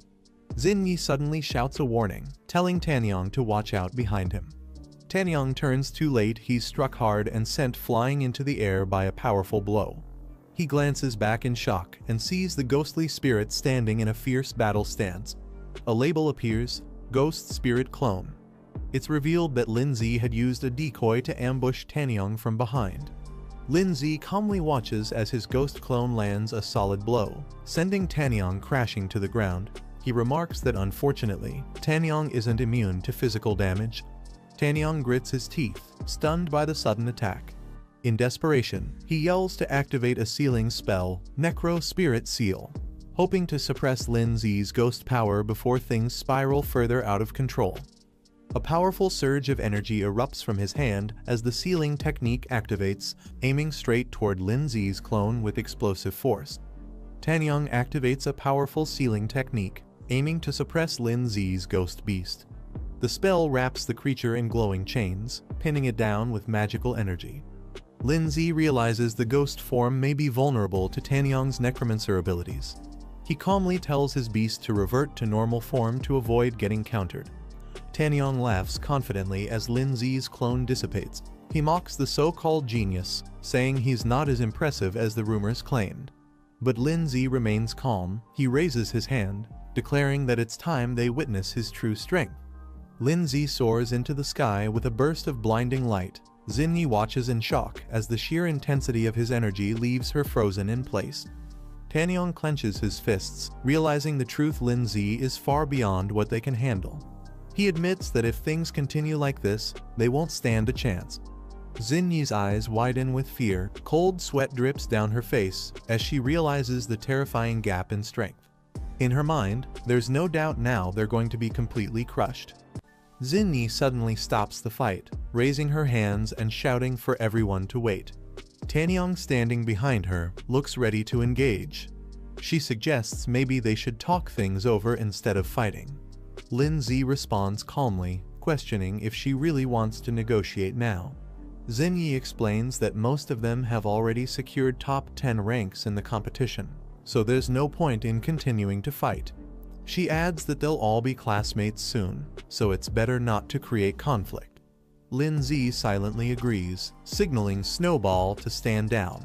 Snowball backs off as they decide not to escalate the situation. Xinyi urgently shouts for Tanyong to stop and release the captured girl. She runs toward him as Guan remains trapped in a water prison, struggling to break free. Tanyong hesitates and thinks logically releasing Guan is safer since any alliance between their opponents would put them at a disadvantage. Xinyi insists he do as she says. Tanyong, though annoyed, agrees with a sigh and casts the spell to release the water prison. The water restraints explode with a splash, and Guan is finally freed, dropping to the ground with force as the spell breaks. Guan rushes into Lindsay's arms, thanking him for rescuing her. Lindsay reassures her that as long as he's around, no one can harm her. Lindsay then turns serious. He tells the others that although they were able to save his sister, their performance wasn't impressive enough to satisfy him. Furious, Tanyong's eyes glow red with rage. He yells that he won't forgive Lindsay and charges to fight, while shouting at Xinyi to get to safety. Xinyi suddenly raises her hand, surprising everyone. She confidently claims that she has a solution. Lindsay looks at her with confusion, unsure what she means. With determination, Xinyi announces that she can use her perception ability to help awaken someone's unique soul skill. Standing with Lindsay, Snowball, and Guan, he admits that her proposal isn't bad, it might just work. Tanyong angrily calls out to Xinyi, trying to stop her. He insists there's no need to help Lindsay, calling him an annoying brat.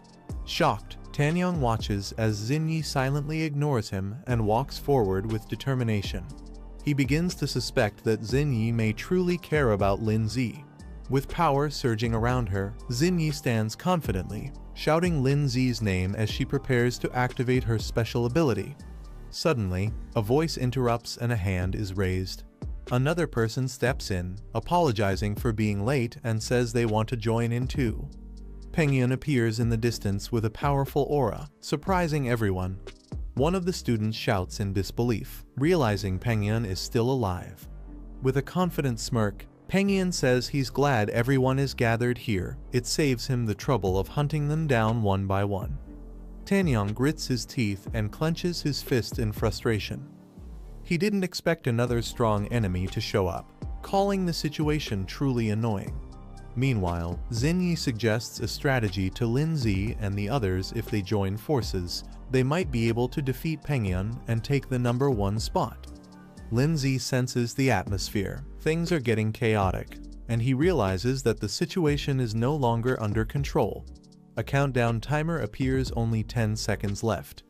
From a control room, the instructor observes the students through a crystal projection. He notes that he'd like to retain these promising freshmen, but if they really start fighting, valuable talent could be lost. He turns to the group behind him and instructs them to act. He's only giving them 10 minutes to calm the students down and restore order. Tanyong questions Xinyi, surprised that she would genuinely want to help Lindsay. He suggests using Pengyun to suppress Lindsay instead and take advantage of the situation together. Xinyi apologizes and firmly declares that she truly wants to help Lindsay. Lindsay and Guan watch silently in the background. Tanyong is stunned. His mind spirals into shock, misinterpreting her actions as her falling in love with Lindsay. Furious and heartbroken, Tanyong screams in rage and vows to defeat both of them with his own hands. Pengyun, excited and ready for battle, invites everyone to attack him at once. But suddenly, a powerful voice commands him to stop. Everyone is stunned as they're told the competition is over, they've all been accepted. However, a special challenge has been arranged just for them. A glowing portal appears, and one by one, figures begin stepping through it. A group of elite second-year students emerges. The instructor explains that these are the academy's top-ranked students, and the new recruits must fight them. Winning grants glory. Losing means their names will be erased from the records. Guan protesting that the matchup is unfair. As freshmen, they haven't even settled into the first year, yet how could they possibly win against experienced second years? Tanyong and the others agree. They've already been through multiple battles and their spirit beasts are exhausted, making it hard to continue. Lin Zi steps forward with a calm smile and simply says, "Let's go." Pengyun watches from afar, commenting that it's unfortunate. But since they couldn't eliminate the new students, they'll now be schoolmates and there will be plenty of chances to compete again in the future. An angry second-year student yells at the group, demanding they first pass the upperclassmen's test before celebrating. Xingyi turns to Lin Zi with a hopeful smile and asks if they can now consider themselves allies. She looks at him with admiration, while Lin Zi responds with a confident but unreadable glance. Guan, visibly flustered, pouts and complains that Lin Zi hasn't answered her yet, annoyed at being left out of the moment. Lin Zi analyzes the situation, recognizing that the reward from the purification trial is valuable since it boosts both physical strength and soul power. He observes that the opposing side only sent 4 people, while his group has 5, suggesting their opponents may have underestimated them. He then turns to Xingyi and sets a condition. If she wants to be seen as a true ally, she must prove herself in battle. Lin Zi explains that she'll have to fight either him or his sister's team to earn that trust. Guan instantly protests, expressing that she wants to stay by Lin Zi's side. Lin Zi gently assures Guan that he'll take on one opponent himself, and tells her and Xingyi to handle one together since they have a better chance as a team. One of the senior student named Zaidu steps forward and challenges them, asking who's ready to face him. He even jokes that they can come together if they're scared. Tanyong boldly volunteers, determined to prove his strength and protect Xingyi's dignity. Zaidu smirks at his courage and summons his powerful insect-type beast, a third stage slicing mantis. He warns that courage alone won't be enough to win. Pengyun chuckles sinisterly and announces he won't hold back, especially just because his opponent is a girl. A girl calmly summons her beast, a powerful thunder lion glowing with blue lightning. With a twisted smile, the girl taunts Pengyun, daring them to go all out and not to hold anything back against her. Lin Zi evaluates the remaining group members. He notes that among the 2 girls, one of them appears relatively weaker and may need more support in the battle ahead. A flashy second-year student named Wu Yushin steps forward, striking a dramatic pose and teasing Lin Zi. He jokes about their hairstyles and suggests they have a showdown. Lin Zi responds casually, accepting the challenge with a confident, "All right." He politely tells the senior student to go easy on him, though his smile suggests he's more than ready for the challenge. Nearby, a blue-haired second-year girl comments that this batch of freshman girls looks cute and harmless, drawing attention from Guan and Xingyi. However, she declares she hates cute girls more than anything and refuses to hold back in the fight. Her name is Huey. Xingyi and Guan are both caught off guard by her intense energy. A powerful aura swirls around them. In the examination hall, many students slump in frustration after the results are announced. One blonde student sighs while another calls it unfortunate they didn't make the cut. A girl tearfully tells her friend Xiaoyan that they've definitely been eliminated. She's devastated, while Xiaoyan tries to comfort her. Xiaoyan agrees it's unlikely they'll pass, noting that the competition was filled with geniuses. Unless a miracle happens, they don't stand a chance. A boy who also failed is overwhelmed, clutching his head and shouting in despair. After going through the whole ordeal, he still got cut at the end. A silver-haired boy rubs his head, still feeling pain and frustration from the exam. He mutters about how sore he is. One of the instructor places a hand on another's shoulder. A boy named Gao Wangxiang steps forward and says he'll take over the next group of examinees. Another instructor recognizes him and greets him with respect. The instructor complains, saying Gao arrived too quickly to steal students he worked hard to select.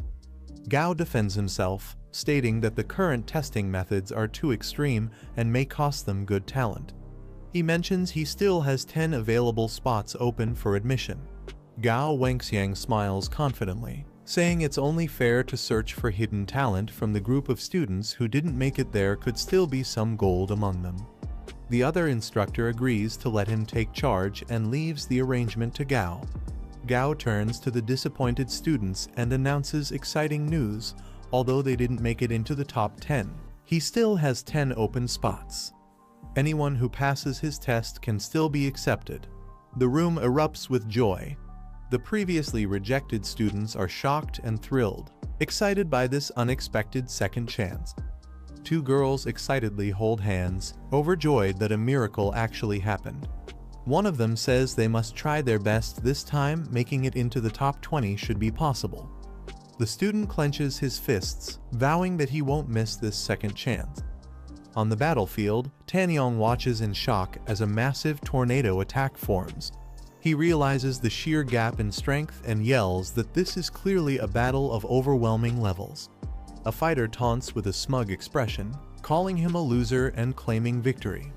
Bright blue energy blasts erupt violently. The girl standing beside a large beast acknowledges the opponent's stamina but says the fight is over. Pengyun with glowing eyes glares forward with fury. The girl calmly questions if her opponent can no longer hear. A red demon warrior mocks the idea of genius and declares that true strength is what rules this academy. Huey scolds the younger girl, saying instead of wasting time on petty fights, she should focus on training and self-improvement. Inside the school, the instructors debate their methods.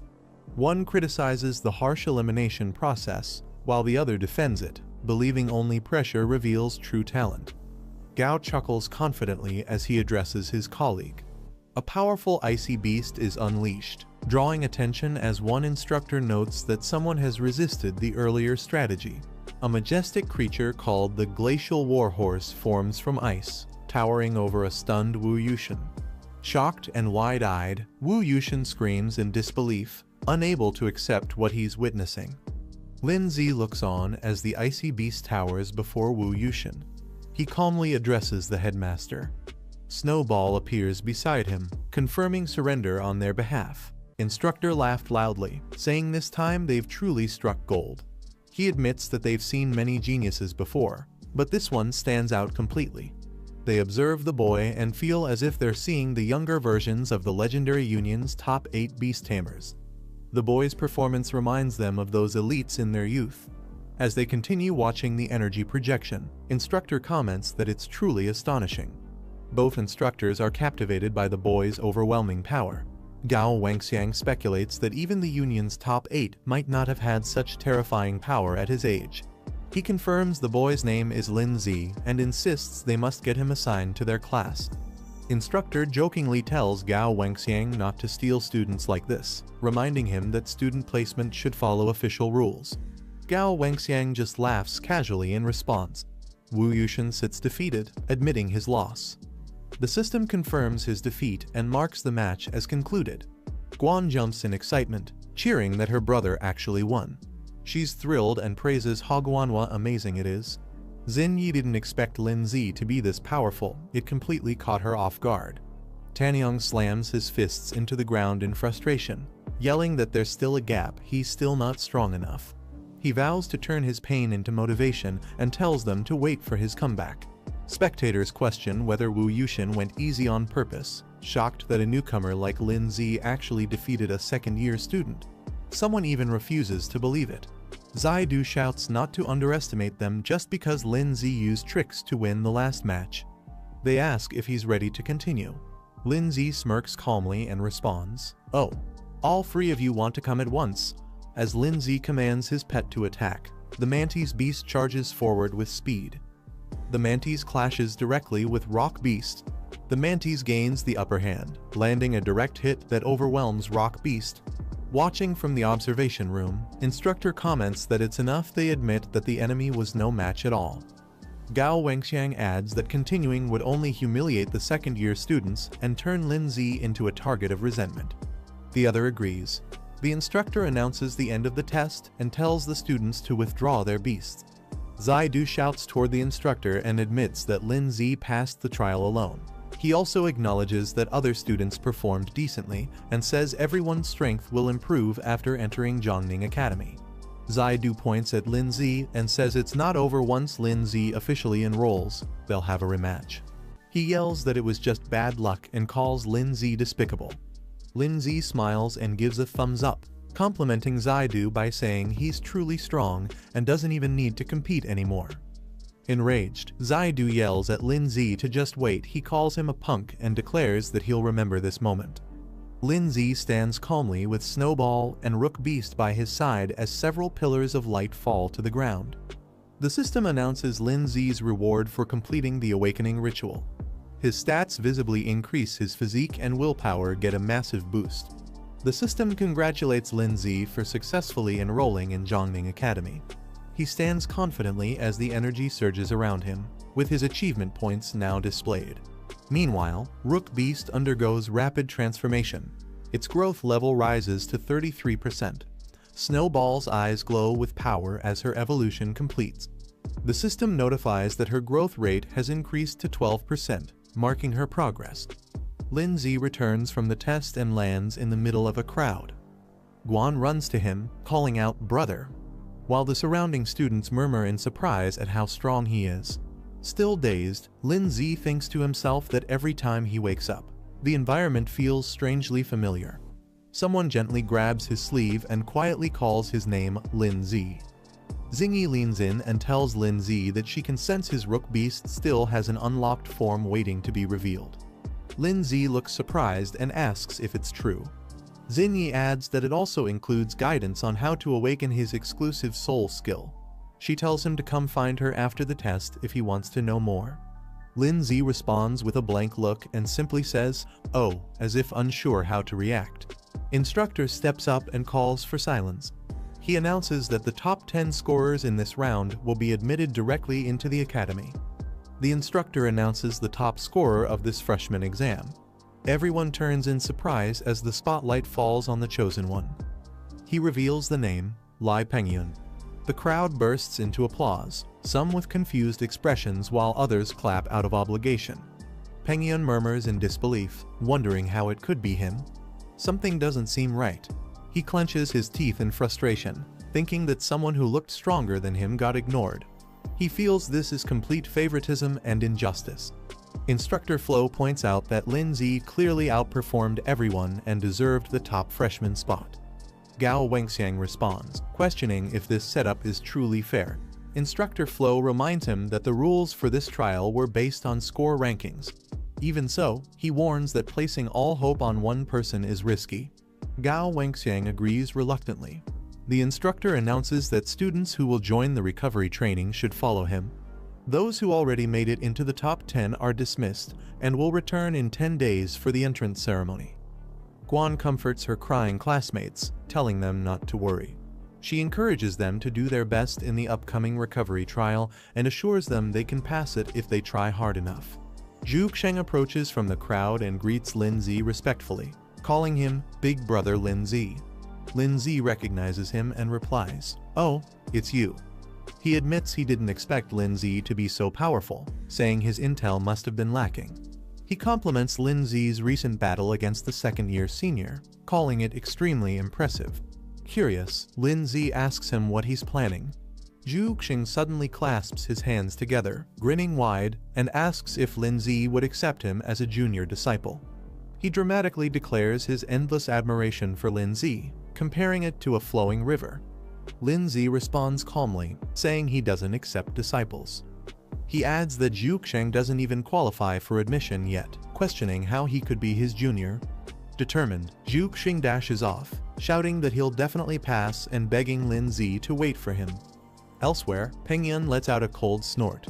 Guan excitedly celebrates their success, saying it's great that they officially passed the trial and became freshmen at Zhongning Academy. She suggests they skip going back today and enjoy a full day out in the city. Lin Zi stretches and agrees, saying that after 4 hours of intense testing, he really does need some proper relaxation. Blushing slightly, Guan proposes they spend the night in the city and return tomorrow instead. This is the end of the video. If you guys want to see the next part, then don't forget to subscribe and like the video.